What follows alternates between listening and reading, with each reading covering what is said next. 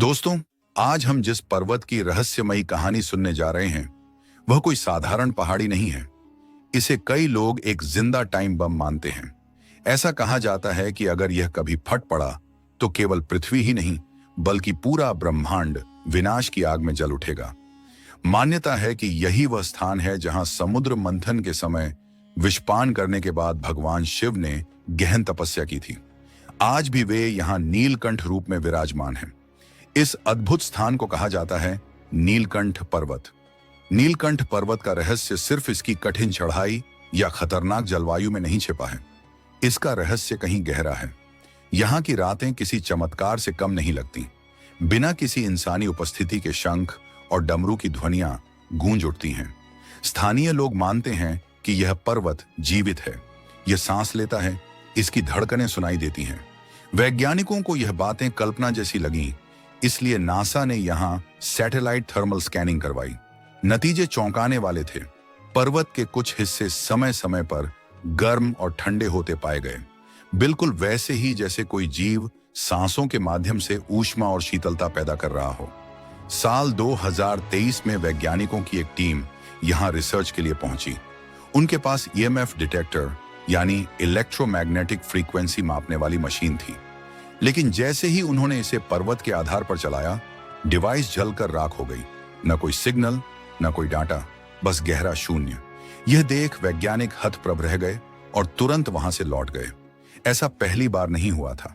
1951 में भारत की एक गुप्त खोजी टीम भी यहां भेजी गई थी। उन्हें पर्वत के ऊर्जा स्रोतों का पता लगाना था, लेकिन उनका अभियान अधूरा ही छोड़ना पड़ा। आधे से ज्यादा सदस्य रहस्यमयी ढंग से लापता हो गए और जो लौटे उनकी मानसिक स्थिति बिगड़ चुकी थी। उनका दावा था कि उन्होंने वहां समय से परे एक ऐसी दिव्य आकृति देखी जो इंसानी नहीं बल्कि पूर्णतः ईश्वरीय थी। साधु संतों की मान्यता है कि पर्वत के भीतर एक अदृश्य मठ है, जहां आशियों का एक समूह हजारों वर्षों से निरंतर साधना कर रहा है। ये आशी न सांस लेते हैं, न भोजन करते हैं। वे केवल सूर्य की ऊर्जा और ब्रह्मांडीय तरंगों से जीवित रहते हैं। कहते हैं कि वे तभी प्रकट होते हैं जब पृथ्वी पर बड़ा संकट आने वाला हो। नीलकंठ पर्वत पर एक रहस्यमयी गुफा भी है, जिसके भीतर जाते ही सभी विचार और ध्वनियां मौन हो जाते हैं। जो भी यहां ध्यान करता है उसे भविष्य की झलक दिखाई देती है। कई लोगों ने यहां महाप्रलय के दृश्य देखे, दुनिया जलती हुई, विनाश की लपटें और फिर पर्वत से बाहर निकलते एक दिव्य पुरुष की छवि। ये देव पुरुष कौन हो सकते हैं, शायद आप समझ ही गए होंगे। हाल के वर्षों में यहां घटी कुछ घटनाओं को लोग कलयुग के अंत का संकेत मानते हैं। और दोस्तों, यह तो बस शुरुआत है, असली रहस्य अभी बाकी है। लेकिन आगे बढ़ने से पहले आप सबसे एक निवेदन है, सनातन परंपरा से जुड़े इस प्रयास को समर्थन देने के लिए वीडियो को लाइक करें, चैनल को सब्सक्राइब करें और बेल आइकन दबाएं ताकि आपको अगली वीडियो का नोटिफिकेशन तुरंत मिले। तो आइए कमेंट में हर हर महादेव लिखकर इस अद्भुत और रहस्यमय यात्रा की शुरुआत करें। उत्तराखंड की देवभूमि में, जहां आकाश अक्सर धुंध से ढका रहता है और हवाओं में अनजानी गूंज सुनाई देती है, वहीं खड़ा है यह दिव्य पर्वत नीलकंठ। यह सिर्फ चट्टानों का ढेर नहीं बल्कि महादेव का ध्यानस्थ स्वरूप है। लगभग 6500 फीट की ऊंचाई पर स्थित यह स्थान अपने आप में एक जीवंत रहस्य है। यह पर्वत अपने भीतर ऐसा रहस्यमयी गढ़ छुपाए हुए है जिसे आधुनिक विज्ञान आज तक समझ नहीं पाया। स्थानीय साधु संतों का मानना है कि यह कोई साधारण पत्थरों का ढेर नहीं बल्कि स्वयं महादेव का साकार रूप है। इसकी बनावट, इसकी रचना और इसकी गूंजती ध्वनियां मानो किसी जीवित सत्ता की उपस्थिति का आभास कराती हैं। यदि ध्यान से देखा जाए तो यह पर्वत शिव की ध्यानावस्था में विराजमान मूर्ति जैसा प्रतीत होता है। दूर से देखने पर ऐसा लगता है मानो कोई महायोगी अपनी आंखें बंद किए ब्रह्मांड से परे किसी अन्य लोक में लीन हो। ड्रोन कैमरों से लिए गए दृश्यों में इसकी आकृति स्पष्ट रूप से त्रिशूल जैसी दिखाई देती है। 3 नुकीली चोटियां जो सत्व, रज और तम तीनों गुणों का दर्पण है। लेकिन सवाल उठता है, क्या यह प्रकृति की अद्भुत रचना है या फिर किसी दिव्य शक्ति की छाप? स्थानीय तपस्वी मानते हैं कि आज भी भगवान शिव इस पर्वत में गहन तपस्या कर रहे हैं। कहानी मात्र आस्था तक सीमित नहीं है। कई बार मध्य रात्रि में जब संपूर्ण क्षेत्र गहरी नींद में डूबा होता है, पर्वत की छोटी से नीली आभा निकलती देखी गई है, मानो तप की ज्वाला स्वयं वहां से प्रकट हो रही हो। सबसे रहस्यमय तथ्य यह है कि नीलकंठ पर्वत के पास समय मानो ठहर जाता है। यात्रियों और साधकों ने अनुभव किया है कि जब वे यहाँ ध्यान में बैठते हैं तो घड़ी की सुइयां जैसे रुक जाती हैं। उनके लिए 1 घंटा बीतता है, जबकि बाहरी दुनिया में 6 से 7 घंटे बीत चुके होते हैं। यह केवल भ्रम नहीं है, क्योंकि ऐसे कई दृश्य, फोटो और प्रमाण सामने आए हैं जिनमें घड़ियां सचमुच थमी हुई नजर आती हैं। इतना ही नहीं, 2017 में नासा द्वारा किए गए एक हीट मैपिंग सर्वे में इस पर्वत के आसपास असामान्य गर्मी के पैटर्न दर्ज किए गए थे। हैरानी की बात यह है कि इस क्षेत्र में किसी भी प्रकार की ज्वालामुखीय गतिविधि मौजूद नहीं है, फिर भी पर्वत मानो सांस ले रहा हो। उसकी सतह से बार बार ऊर्जा निकलती महसूस होती है। इन आंकड़ों को आधिकारिक तौर पर साझा नहीं किया गया, लेकिन लीक हुई रिपोर्टों ने इस रहस्य को और गहरा कर दिया। कई यात्रियों का दावा है कि यह पर्वत केवल एक भौगोलिक संरचना नहीं, बल्कि स्वयं जीवंत सत्ता है। कहा जाता है कि यह पर्वत केवल एक चट्टान नहीं, बल्कि अपनी शक्ति को छिपाने वाला एक जीवित रहस्य है। कई बार साफ आसमान के बावजूद यह अचानक घने बादलों की चादर में लिपट जाता है और फिर कुछ ही पलों में साफ दिखाई देने लगता है। इन बादलों की गति इतनी विचित्र होती है कि देखने वाला अनायास ही भय से भर जाता है। लगता है जैसे कोई अदृश्य शक्ति स्वयं को नजरों से छुपा रही हो। साल 2023 में यहां कुछ ऐसा घटा जिसने पूरे इलाके को हिला दिया। आधी रात ठीक 3:13 7 गांवों के लोगों ने एक अद्भुत दृश्य देखा। नीलकंठ पर्वत की चोटी से अचानक सुनहरी रोशनी का विस्फोट हुआ, मानो क्षण भर के लिए सूरज रात में ही उदित हो गया हो। आश्चर्य की बात यह थी कि न कोई आवाज, न धमाका, सिर्फ झिलमिलाता प्रकाश जिसने पूरे आकाश को चीर दिया। गांव वालों ने इसका वीडियो बनाने की कोशिश की, लेकिन कुछ ही समय बाद कई मोबाइल रहस्यमय तरीके से खराब हो गए या उनका डाटा मिट गया। वैज्ञानिक टीमें पहुंची, पर सरकार की ओर से कोई आधिकारिक बयान आज तक नहीं दिया गया, मानो कोई अदृश्य शक्ति खुद नहीं चाहती कि यह रहस्य सबके सामने आए। नीलकंठ पर्वत को लोग केवल भूगोल की रचना नहीं, बल्कि एक जीवित ऊर्जा मानते हैं। कई साधक कहते हैं कि यह किसी ब्रह्मांडीय द्वार की तरह है, जिसे समझने के लिए सिर्फ विज्ञान नहीं, बल्कि आस्था और साधना की आवश्यकता है। जो लोग पर्वत की तलहटी में मौन साधकर आंखें बंद करते हैं, वे भीतर से गूंजती अनजानी ध्वनियों का अनुभव करते हैं। यह ध्वनियां किसी प्राचीन मंत्रोच्चारण जैसी प्रतीत होती हैं, मानो कोई महायोगी समाधि में बैठकर अदृश्य लोकों से संवाद कर रहा हो। सबसे रहस्यमय दृश्य सावन के महीने में सामने आता है, जब पर्वत की ऊपरी चट्टानों पर त्रिनेत्र जैसी आकृति स्वयं उभरने लगती है। कुछ दिनों तक दिखाई देने के बाद यह धीरे धीरे विलीन हो जाती है। इसे न तो किसी ने उकेरा, न किसी ने बनाया। भक्त मानते हैं कि यह भगवान शिव का प्रतीक है, जो आज भी इस पर्वत की रक्षा कर रहे हैं। कुछ वर्ष पहले एक वीडियो ने सनसनी फैला दी थी। उसमें पर्वत की छोटी से सांप जैसी ऊर्जा निकलकर आसमान की ओर उठती हुई दिखाई दी थी। वैज्ञानिकों ने जांच की, लेकिन वहां कोई गैस या ऊष्मा का स्रोत नहीं मिला। कई साधकों ने इसे जागृत हुई कुंडलिनी शक्ति बताया।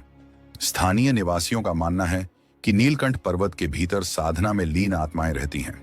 ये आत्माएं न तो भूत हैं, न प्रेत, बल्कि वे आर्षि मुनि हैं, जिन्होंने मृत्यु के बाद भी यह स्थान नहीं छोड़ा। जंगलों में घूमते साधु सन्यासियों ने कई बार धुंधली आकृतियां देखी हैं। कुछ तो लौट आए, पर कुछ कभी वापस नहीं आए। सबसे चौंकाने वाली घटना तब हुई जब 30 साल पहले लापता एक साधु अचानक उसी स्थान पर दिखाई दिया। हैरानी की बात यह थी कि उसकी उम्र, चेहरा और त्वचा बिल्कुल वैसी ही थी जैसी उसके गायब होने के समय थी, मानो समय ने उसके लिए रुक ही गया हो।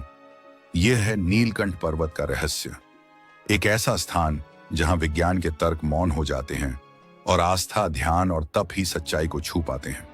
कई दशक पहले एक साधु दिखाई दिया था। उसके चेहरे पर न झुर्रियों का कोई निशान था और न ही शरीर पर उम्र का कोई असर। बस बदलाव इतना था कि उसकी वाणी अब एक अजीब, अपरिचित भाषा में ढल चुकी थी। स्थानीय लोग उसकी बोली को समझ नहीं पाए। उसने यह भी नहीं बताया कि इतने वर्षों तक वह कहां लुप्त रहा, पर उसकी आंखों में झलकता गहरा खालीपन ऐसा था, मानो वह किसी और लोक से होकर लौटा हो। हर सावन में साधु सन्यासी इस पर्वत की ओर जाते हैं, मगर उनमें से कई ऐसे होते हैं जो कभी वापस नहीं आते। न उनका शव मिलता है, न कपड़े, न कोई पहचान। ऐसा लगता है मानो वे किसी गुप्त दरार से किसी अनजान आयाम में प्रवेश कर गए हों। क्या यह नीलकंठ पर्वत सच में किसी रहस्यमय द्वार का रक्षक है, जो अपने समय पर खुलता और फिर बंद हो जाता है? इस रहस्य को और गहरा बना देती हैं यहाँ की गुफाएं। कुछ गुफाएं वर्षों तक खुली रहती हैं और अचानक एक रात मानो अदृश्य शक्ति से बंद हो जाती हैं। फिर लंबे समय बाद किसी तपस्वी को ही उनके दर्शन होते हैं। इन गुफाओं का रास्ता सामान्य लोगों के लिए नहीं, केवल उन लोगों के लिए है जो किसी दिव्य ज्ञान से संपन्न हों। एक शोध अभियान ने जब इन गुफाओं की जांच करने की कोशिश की तो अचानक उनके सारे यंत्र ठप हो गए। कैमरे बंद हो गए, जैसे किसी अदृश्य शक्ति ने उन्हें चेतावनी दी हो, आगे मत बढ़ो। 2025 की शुरुआत में वैज्ञानिकों ने दोबारा प्रयास किया और पर्वत के पास ड्रोन भेजा, लेकिन कुछ ही मिनटों में वह ड्रोन दुर्घटनाग्रस्त हो गया। जब उसकी रिकॉर्डिंग देखी गई तो उसमें एक आकृति दिखाई दी, ध्यान मग्न स्थिति में बैठी हुई। यह कोई साधारण इंसान नहीं लग रहा था। उस थी कि वह शरीर नहीं, बल्कि शुद्ध ऊर्जा का स्वरूप है। वीडियो की गुणवत्ता भले कमजोर थी, लेकिन इतना साफ हो गया कि पर्वत के भीतर कोई शक्ति है, कोई उपस्थिति है जो अभी तक मानवता की पकड़ से परे है। यही कारण है कि इस पर्वत को प्राचीन काल से स्वर्ग द्वार कहा जाता है। मान्यता है कि यहाँ एक ऐसा दिव्य मार्ग है जो केवल विशेष साधना और समय के अनुसार ही खुलता है। कहा जाता है कि वह द्वार किसी साधारण लोक का हिस्सा नहीं, बल्कि स्वयं देवलोक की राह है। प्राचीन मान्यताओं में उल्लेख मिलता है कि महर्षि विश्वामित्र, वशिष्ठ और अनेक आर्षि इसी अदृश्य मार्ग से स्वर्ग और पृथ्वी के बीच आ जा सकते थे। परंतु असली प्रश्न यही है, यह द्वार वास्तव में कहाँ स्थित है? इसका रहस्य आज तक अनसुलझा है। कुछ साधुओं का दावा है कि यह गुप्त प्रवेश के लिए साधक को मौन साधना और कठिन अघोर तप करना आवश्यक होता है। वहीं दूसरी मान्यता यह कहती है कि यह अद्भुत द्वार पर्वत की चोटी पर है, जो केवल चंद्र ग्रहण की रात में प्रकट होता है। एक तीसरी धारणा यह भी है कि यह कोई भौतिक मार्ग नहीं, बल्कि चेतना का ऐसा द्वार है जिसे केवल अनुभूति और आत्मज्ञान के माध्यम से खोला जा सकता है। आत्मबोध ही वह चाबी है जिससे नीलकंठ पर्वत के गहन रहस्यों के द्वार खुलते हैं। सबसे बड़ा प्रश्न यह है कि क्या यह केवल एक पर्वत है या फिर स्वयं एक जीवित चेतना जो साधकों को अपनी ओर खींचती है, परखती है और उन्हें उस परम सत्य की ओर ले जाती है जिसे सामान्य जगत समझ ही नहीं पाता। यह स्थान न तो सिर्फ तीर्थ है और न ही मात्र एक ट्रैकिंग स्पॉट, बल्कि यह समय का द्वार है, भूत, वर्तमान और भविष्य को जोड़ने वाला। तांत्रिक परंपरा में इसे शिव का गुप्त आश्रय माना गया है।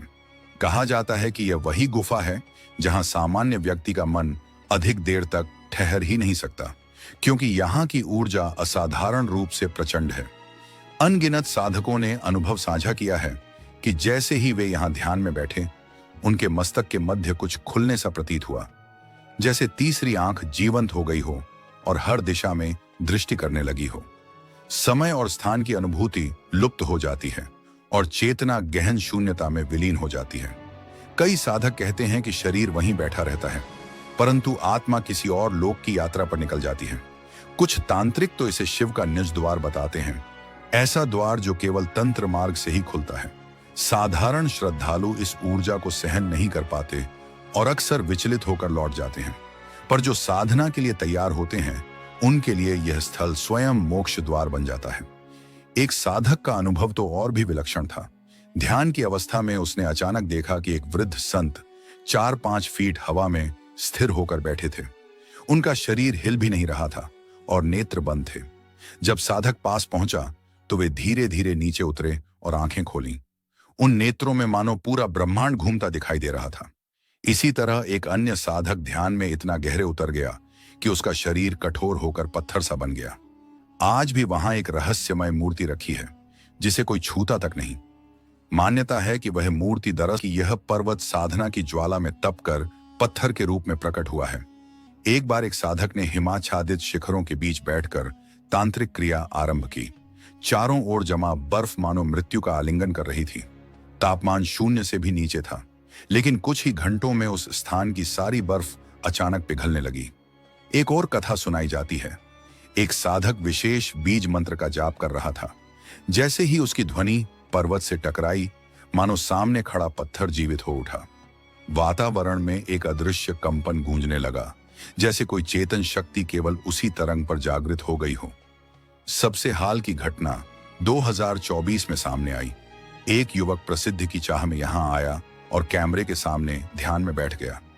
प्रारंभ में सब सामान्य लगा, लेकिन कुछ क्षणों बाद उसकी देह कांपने लगी।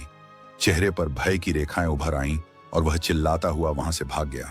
बाद में उसने बताया, वहां कोई था जो मुझे घूर रहा था, मेरे भीतर झांक रहा था। उसका वीडियो सोशल मीडिया पर तेजी से फैल गया।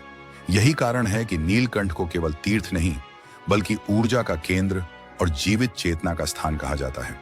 यहां ध्यान करना मानो शिव से प्रत्यक्ष संवाद करना है। यहां आना अपने ही भीतर छिपे अनंत से मिलना है। इस पर्वत पर कई ऐसी घटनाएं घटती हैं जो तर्क और विज्ञान की सीमाओं को तोड़कर विश्वास की दुनिया में प्रवेश कर जाती हैं। यहाँ की अनुभूतियां इतनी रहस्यमय हैं कि आधुनिक विज्ञान भी खामोश हो जाता है। साधकों का अनुभव है कि नीलकंठ पर मौन की भाषा चलती है। यहाँ शब्दों की आवश्यकता नहीं होती। विचार, भाव और ये वह भाषा है जो सीधे मन और आत्मा को जोड़ देती है। एक बार एक 7 वर्षीय बालक अपने माता पिता संग यहाँ आया। अचानक वह पर्वत की ओर भागा और 2 घंटे तक गायब रहा। जब लौटा तो उसकी आंखों में गहराई थी और वह किसी अनजान बोली में बात कर रहा था। भाषा विशेषज्ञों ने जांच की और पाया कि वह संस्कृत निष्ठ देववाणी बोल रहा था, एक ऐसी भाषा जो वैदिक युग में ही प्रचलित थी। साल 2019 में एक प्रसिद्ध वैज्ञानिक शोध हेतु यहां पहुंचे, पर लौटने के बाद उनका व्यक्तित्व पूरी तरह बदल चुका था। उनका रूप, वाणी और आचरण सब कुछ मानो किसी अन्य लोक की छाप से भर गया हो। उसने सब कुछ त्याग कर संन्यास का मार्ग अपना लिया और आजकल हिमालय की गोद में एक ब्रह्मचारी की तरह जीवन बिता रहा है। उसका कहना है कि वहां ऐसा अनुभव हुआ जो शब्दों से परे है, मानो उसे अपने ही असली स्वरूप का साक्षात्कार हो गया हो। नीलकंठ पर्वत से जुड़ी एक और विचित्र कथा भी प्रचलित है। कहा जाता है कि एक अमर साधु पिछले 300 वर्षों से भी अधिक समय से उसी देह में विचरण कर रहे हैं। वे केवल नीलकंठ क्षेत्र में ही दिखाई देते हैं। कई लोगों ने उन्हें अपनी आंखों से देखा है, लेकिन कोई भी उनका पीछा करने में सफल नहीं हो पाया। वे अचानक प्रकट होते हैं और उसी रहस्यमय ढंग से ओझल हो जाते हैं। यहाँ एक अद्भुत शिला भी है जिसे भविष्य दर्शाने वाला पत्थर कहा जाता है।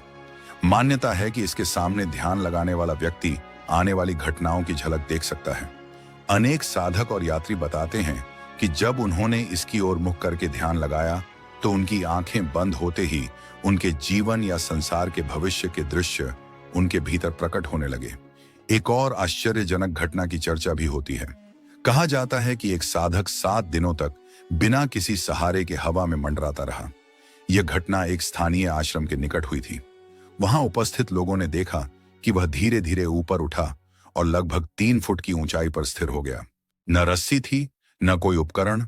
फिर भी वह पूरे 7 दिन तक उसी स्थिति में रहा और बाद में धीरे धीरे नीचे उतर आया। इस रहस्यमयी दृश्य का साक्षात्कार सैकड़ों लोगों ने किया और इसका वीडियो आज भी इंटरनेट पर देखा जा सकता है। यह पर्वत साधारण नहीं है, इसे देवताओं की जीवित उपस्थिति का केंद्र माना जाता है। श्रद्धालु कहते हैं कि यह केवल एक शिला पर्वत नहीं, बल्कि स्वयं भोलेनाथ का मूर्त स्वरूप है। स्थानीय साधकों का विश्वास है कि यहां आज भी अदृश्य रूप में नंदी महाराज शिव द्वार पर पहरा दे रहे हैं। कई लोग बताते हैं कि रात्रि के सन्नाटे में उन्होंने भारी पदचाप और गूंजती गर्जना सुनी, परंतु वहां कोई दिखाई नहीं देता। हर साल सावन के पावन महीने में एक अद्भुत दृश्य प्रकट होता है। एक विशेष चट्टान पर धीरे धीरे देवी पार्वती की आकृति उभरने लगी, परंतु यह आकृति क्षण भर में ही लुप्त हो जाती है, जैसे केवल श्रद्धा और भक्ति की आंखें ही इसे देख सकती हैं। कहा जाता है कि यह वही भूमि है जहां सप्तर्षियों ने तपस्या की थी और ब्रह्म ज्ञान का अनुसंधान किया था। यहाँ की शिलाओं और वृक्षों से आज भी अद्भुत ऊर्जा प्रस्फुटित होती है। सच्चा साधक जब यहाँ ध्यान लगाता है तो उसे इन महर्षियों की उपस्थिति का आभास मिलता है। स्थानीय लोग रात के समय विचित्र घटनाओं के साक्षी बने हैं। वे कहते हैं कि उन्होंने बांसुरी और वीणा की मधुर ध्वनियां सुनी हैं, जैसे कोई गंधर्व या अप्सरा संगीत साधना में लीन हो। कई बार पर्वत की ढलानों पर चांदनी में झिलमिलाती रहस्यमयी आकृतियां दिखती हैं, मानो अप्सराएं नृत्य कर रही हों। लेकिन पास जाने पर सब कुछ अचानक शांत हो जाता है। इस क्षेत्र में अनंत नाग नामक एक दिव्य प्राणी का भी उल्लेख मिलता है। लोग कहते हैं कि उसकी नीली चमकती आकृति जब प्रकट होती है तो आसपास की हवा भारी हो जाती है और जंगल के सभी जीव जंतु मौन हो जाते हैं। यह भी मान्यता है कि यहां कभी पवन पुत्र हनुमान ने समाधि ली थी। तभी से पर्वत का एक भाग शून्य वायु क्षेत्र कहलाता है। वहां न हवा बहती है, न पत्ते हिलते हैं, मानो समय ठहर गया हो। हाल ही के वर्षों में यहां हुई घटनाओं ने लोगों को और चकित कर दिया। वर्ष 2024 में लगातार 13 रातों तक एक अद्भुत चमत्कार देखा गया। साफ आकाश के बावजूद बिना किसी बादल या तूफान के नीलकंठ की चोटी पर हर रात एक ही स्थान पर बिजली गिरती रही। न कोई गर्जना हुई, न मौसम का कोई संकेत, लेकिन बिजली का यह खेल चलता रहा। वैज्ञानिकों के पास इसका कोई उत्तर नहीं था, परंतु साधुजन बोले, जब पृथ्वी पर संकट आने वाला होता है तब यह पर्वत पहले से ही चेतावनी देता है। उन्हीं दिनों साधकों और यात्रियों ने एक अनोखा अनुभव साझा किया। पर्वत की गहरी घाटियों से गुजरते हुए अचानक उनके कानों में संस्कृत मंत्रों की ध्वनि गूंजने लगी। वहां न कोई मंदिर था, न कोई यंत्र, फिर भी पूरा वातावरण एयूएम नमः शिवाय के जप से भर गया, मानो स्वयं ब्रह्मांड शिव का नाम उच्चारण कर रहा हो। कई लोगों की आंखें स्वतः नम हो गईं, जैसे उनकी आत्मा किसी अदृश्य शक्ति के स्पर्श से अभिभूत हो गई हो। जो पर्वतारोही शिखर की ओर बढ़े, उन्होंने एक और विचित्र घटना देखी। उनके कंपास अनियंत्रित होकर घूमने लगे, उत्तर की जगह दक्षिण दिखाने लगे। जीपीएस और अन्य उपकरण अचानक निष्क्रिय हो गए। ऐसा प्रतीत हुआ मानो कोई रहस्यमय ऊर्जा उनके साधनों से खेल रही हो और दिशाओं का भ्रम पैदा कर रही हो। यह साधारण पर्वतीय भूभाग नहीं, बल्कि किसी चेतन शक्ति से संचालित क्षेत्र लगता था। इसी दौरान एक फिल्म निर्देशक वहां डॉक्यूमेंट्री बनाने आया। जैसे ही उसने कैमरा ऑन किया, लेंस अपने आप बंद हो गया। जब उसने जबरदस्ती रिकॉर्डिंग शुरू की तो फुटेज में एक अजीब आकृति कैद हुई, त्रिनेत्र जैसी चमकती हुई संरचना। ऐसा प्रतीत हुआ मानो कोई अदृश्य सत्ता यह संकेत दे रही हो कि तुम्हें देखा जा रहा है।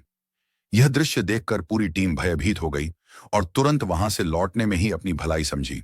क्या आपने कभी सोचा है कि धरती पर कोई ऐसा स्थान भी हो सकता है जहां समय की धारा जैसे रुक जाए, जहां पत्थरों की खामोशी किसी अनकही दास्तान को समेटे बैठे हों और गुफाएं मानो अज्ञात इतिहास के द्वार खोलती हों? यह कोई साधारण जगह नहीं, बल्कि वही पावन धाम है जिसे देवताओं का निवास कहा गया है, गिरनार पर्वत। गिरनार केवल अपनी ऊंची चोटियों और प्राकृतिक सौंदर्य के कारण ही प्रसिद्ध नहीं है, बल्कि इसकी तहों में वे रहस्य दफन हैं जिन्हें सुनते ही रोंगटे खड़े हो जाते हैं। कहा जाता है कि यहाँ की गुफाओं में ऐसी अदृश्य शक्ति मौजूद है जो समय पर भी नियंत्रण रख सकती है। कई यात्री बताते हैं कि जब वे इन गुफाओं में गए और बाहर निकले तो पाया कि वर्षों का समय गुजर चुका है। यह केवल एक भ्रम था या सचमुच किसी अलौकिक शक्ति का खेल? यह आज भी अनसुलझा सवाल है। और फिर आती हैं गिरनार की लगभग 10,000 सीढ़ियां, जिन्हें चढ़ते समय लोग अक्सर महसूस करते हैं कि कोई अनजानी ताकत उनके कदमों को रोक रही है। प्रश्न उठता है, क्या यह पर्वत किसी दिव्य साधना का केंद्र रहा है, या यहां कोई ऐसा रहस्य छिपा है जिसे सदियों से दुनिया से बचाकर रखा गया है? गिरनार की गोरखनाथ गुफा और कालिका मंदिर की रातें आज भी रहस्यमयी घटनाओं से भरी रहती हैं। स्थानीय लोग कहते हैं कि कभी अचानक मशालें स्वयं प्रज्वलित हो उठती हैं, कभी बिना किसी के दिखाई दिए कदमों की आहट सुनाई देती है, और कभी वातावरण अनजानी आवाजों से गूंज उठता है। यह अनुभव श्रद्धा और भय दोनों को एक साथ जगा देते हैं। तो क्या आप तैयार हैं इस रहस्यमय यात्रा पर चलने के लिए? क्या आप उन रहस्यों को जानना चाहेंगे जो युगों से अंधकार में छिपे हुए हैं? क्योंकि गिरनार केवल एक पर्वत नहीं, बल्कि वह पहेली है जो आपकी सोच की सीमाओं को तोड़ सकती है। गुजरात के जूनागढ़ शहर से लगभग 4 किलोमीटर की दूरी पर स्थित यह पर्वत, जिसे गिरिनगर और रेवत पर्वत भी कहा जाता है, न सिर्फ गुजरात की सबसे ऊंची चोटी है, बल्कि हिंदू और जैन दोनों परंपराओं के लिए पवित्र तीर्थ है। यहाँ की यात्रा के दौरान घने जंगल, शीतल हवाएं और सन्नाटा आपको किसी दूसरी ही दुनिया में ले जाते हैं। यह स्थान केवल घूमने का स्थल नहीं, बल्कि वह भूमि है जहां महान ऋषि मुनियों ने तपस्या की, जहां देवताओं के चरण पड़े और जहां आज भी रहस्यमय घटनाएं घटित होती हैं। कहा जाता है कि पर्वत की गुफाओं और चट्टानों में ऐसे राज छिपे हैं जिन्हें आधुनिक विज्ञान भी समझ पाने में असफल रहा है। रात ढलते ही यहाँ विचित्र ध्वनियां सुनाई देती हैं, कभी बांसुरी जैसी मधुर तान तो कभी ढोलक की लय। 2015 में कुछ पर्यटकों ने दावा किया कि उन्होंने आधी रात को ये आवाजें सुनी, लेकिन आसपास कोई दिखाई नहीं दिया। जब उन्होंने अगले दिन स्थानीय लोगों से पूछा तो जवाब मिला, यह देवताओं की उपस्थिति का संकेत है। लेकिन रहस्य यहीं खत्म नहीं होता। कई यात्रियों ने कहा कि जब वे सीढ़ियां चढ़ रहे थे, उन्हें ऐसा लगा मानो कोई अदृश्य शक्ति उन्हें रोक रही हो। यह केवल मन का भ्रम था या किसी परालौकिक सत्ता का प्रमाण? यह प्रश्न आज भी अनुत्तरित है। इन 10,000 सीढ़ियों के बारे में एक और कथा प्रचलित है। माना जाता है कि किसी महान तपस्वी ने इन्हें साधना के समय बनाया था, और ये सीढ़ियां पृथ्वी और स्वर्ग के बीच एक रहस्यमय सेतु का प्रतीक है। गिरनार पर्वत जितना प्राचीन है, उतना ही गहन और रहस्यमय भी। इसकी गहराइयों में उतरना केवल एक यात्रा नहीं, बल्कि ऐसा अनुभव है जो आपकी कल्पना से कहीं अधिक अद्भुत साबित हो सकता है। मान्यता है कि इन सीढ़ियों का जन्म देवताओं और असुरों के बीच हुए एक अनोखे समझौते से हुआ। कथा के अनुसार भगवान दत्तात्रेय समेत कई देवता यहां तप में लीन थे, लेकिन असुर बार बार आक्रमण करने लगे। हर बार देवताओं ने उन्हें पराजित किया। अंततः असुरों के राजा ने संधि का प्रस्ताव रखा कि वे आक्रमण नहीं करेंगे। इसी समझौते का प्रतीक हैं ये सीढ़ियां, जो आज भी पृथ्वी और दिव्यता के बीच एक रहस्यमयी सेतु के रूप में विद्यमान है। गिरनार पर्वत आज भी केवल एक पर्वत नहीं, बल्कि रहस्यों का वह द्वार है जो हर साधक और यात्री को अपनी ओर खींचता है। देवताओं ने शर्त रखी कि वे मार्ग तो देंगे, पर एक कसौटी के साथ। उन्होंने कहा, हम तुम्हारे लिए 10,000 सीढ़ियां गढ़ेंगे, किंतु यह सीढ़ियां तभी सार्थक होंगी जब कोई साधक उन्हें पार कर सच्चे अर्थों में मुक्ति प्राप्त करेगा। समय बीता और एक अर्षि, जिनका नाम अमृतानंद था, गिरनार की इस कठिन साधना यात्रा पर आए। उन्होंने दृढ़ निश्चय किया कि वे संपूर्ण 10,000 सीढ़ियां चढ़ेंगे। परंतु जब उनका सफर 5,000वीं सीढ़ी तक पहुंचा, तो शरीर ने जवाब देना शुरू कर दिया।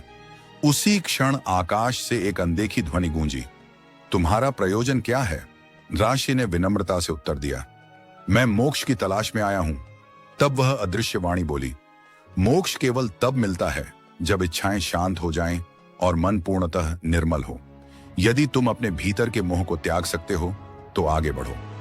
ऋषि अमृतानंद ने मन से समस्त सांसारिक आसक्तियों का परित्याग किया और संकल्प के साथ आगे बढ़ते रहे। जैसे ही उन्होंने 10,000वीं सीढ़ी को पार किया, उनके सामने दिव्य ज्योति प्रकट हुई और वहीं उन्हें मुक्ति का अनुभव हुआ। आज भी गिरनार की ये सीढ़ियां श्रद्धा और रहस्य का केंद्र मानी जाती हैं।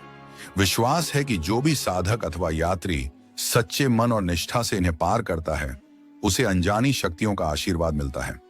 परंतु रहस्य यहीं समाप्त नहीं होते। अनेक यात्रियों ने अनुभव किया है कि सीढ़ियां चढ़ते समय उनके पीछे किसी के कदमों की आहट आती है, मगर पीछे मुड़कर देखने पर कोई दिखाई नहीं देता। यहां तक कि वर्ष 2013 में एक यात्री ने बताया कि रात के समय अकेले चढ़ते हुए उसने स्पष्ट महसूस किया कि कोई उसके पीछे पीछे चल रहा है। भयभीत होकर जब उसने मुड़कर देखा तो वहां शून्य था, और जब उसने यह अनुभव स्थानीय साधुओं से साझा किया तो वे बस मुस्कुराए, मानो वे इस रहस्य से भली भांति परिचित हों। क्या आप जानते हैं कि गिरनार पर्वत सिर्फ एक धार्मिक तीर्थ ही नहीं, बल्कि आत्मा और विश्वास की परीक्षा का स्थल भी माना जाता है? मान्यता है कि यहां अदृश्य शक्तियां साधकों की निष्ठा और साहस को परखती हैं। वे किसी को रोकती नहीं, लेकिन उनके विश्वास की कसौटी अवश्य लेती हैं। इसी पर्वत की गहराइयों में स्थित है एक रहस्यमय स्थान, काली गुफा। इसे एक अलौकिक द्वार कहा जाता है, जिसके भीतर अज्ञात लोक का रहस्य छिपा है। स्थानीय लोगों के अनुसार जो भी इस गुफा में बहुत भीतर तक गया है, उसका वापस आना निश्चित नहीं रहा। जो लौटे भी, उनके चेहरों पर भय और अनकहे अनुभव की छाया साफ देखी गई। साल 2005 की एक घटना आज भी चर्चा का विषय है। 2 युवक गुफा के रहस्यों की खोज में भीतर गए और दावा किया कि वे इसकी संरचना और रहस्यमयी मार्गों का पर्दाफाश करेंगे, मगर वे कभी वापस नहीं लौटे। खोजबीन के दौरान लोगों ने गुफा से अजीबोगरीब आवाजें जरूर सुनी, लेकिन युवकों का कोई सुराग हाथ नहीं लगा। उस दिन से यह स्थान और भी रहस्यमय माना जाने लगा। काली गुफा सदियों से तांत्रिक साधना और गहन तप का केंद्र रही है। यहाँ अनेक साधकों ने कठोर साधनाएं की, जिसके कारण यह स्थान आज भी अद्भुत ऊर्जा से भरा हुआ प्रतीत होता है।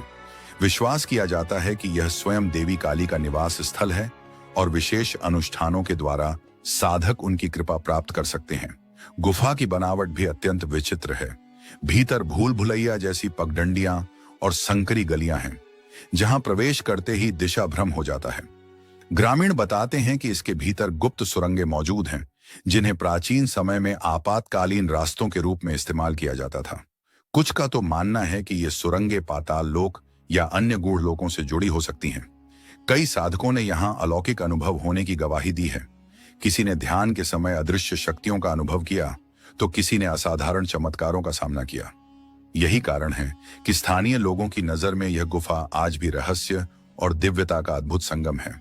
गिरनार की काली गुफा को लेकर स्थानीय लोगों के बीच गहरी मान्यताएं जुड़ी हुई हैं। कहा जाता है कि यहाँ की रहस्यमयी शक्तियां बाहरी व्यक्तियों को अपने भीतर समाहित नहीं करती। कई लोग इसे मां काली के क्रोध का प्रतीक मानते हैं, तो कुछ इसे प्रकृति के अनसुलझे रहस्य के रूप में देखते हैं। सच यह है कि यह गुफा आज भी रहस्य, अध्यात्म और प्राचीन इतिहास का जीवन प्रतीक बनी हुई है। लेकिन गिरनार की कहानियां यहीं खत्म नहीं होती। यहाँ स्थित है गोरखनाथ मंदिर, जिसे महान योगी गुरु गोरखनाथ की तपस्थली माना जाता है। लोक कथाओं के अनुसार इसी स्थान पर उन्होंने कठिन साधना कर दिव्य सिद्धियां प्राप्त की थीं। यही कारण है कि यह मंदिर अदृश्य शक्ति और आध्यात्मिक तेज का केंद्र माना जाता है। मंदिर की सबसे चौंकाने वाली बात है वह अखंड ध्वनि, एक पवित्र ज्योति जो अनादिकाल से लगातार जल रही है।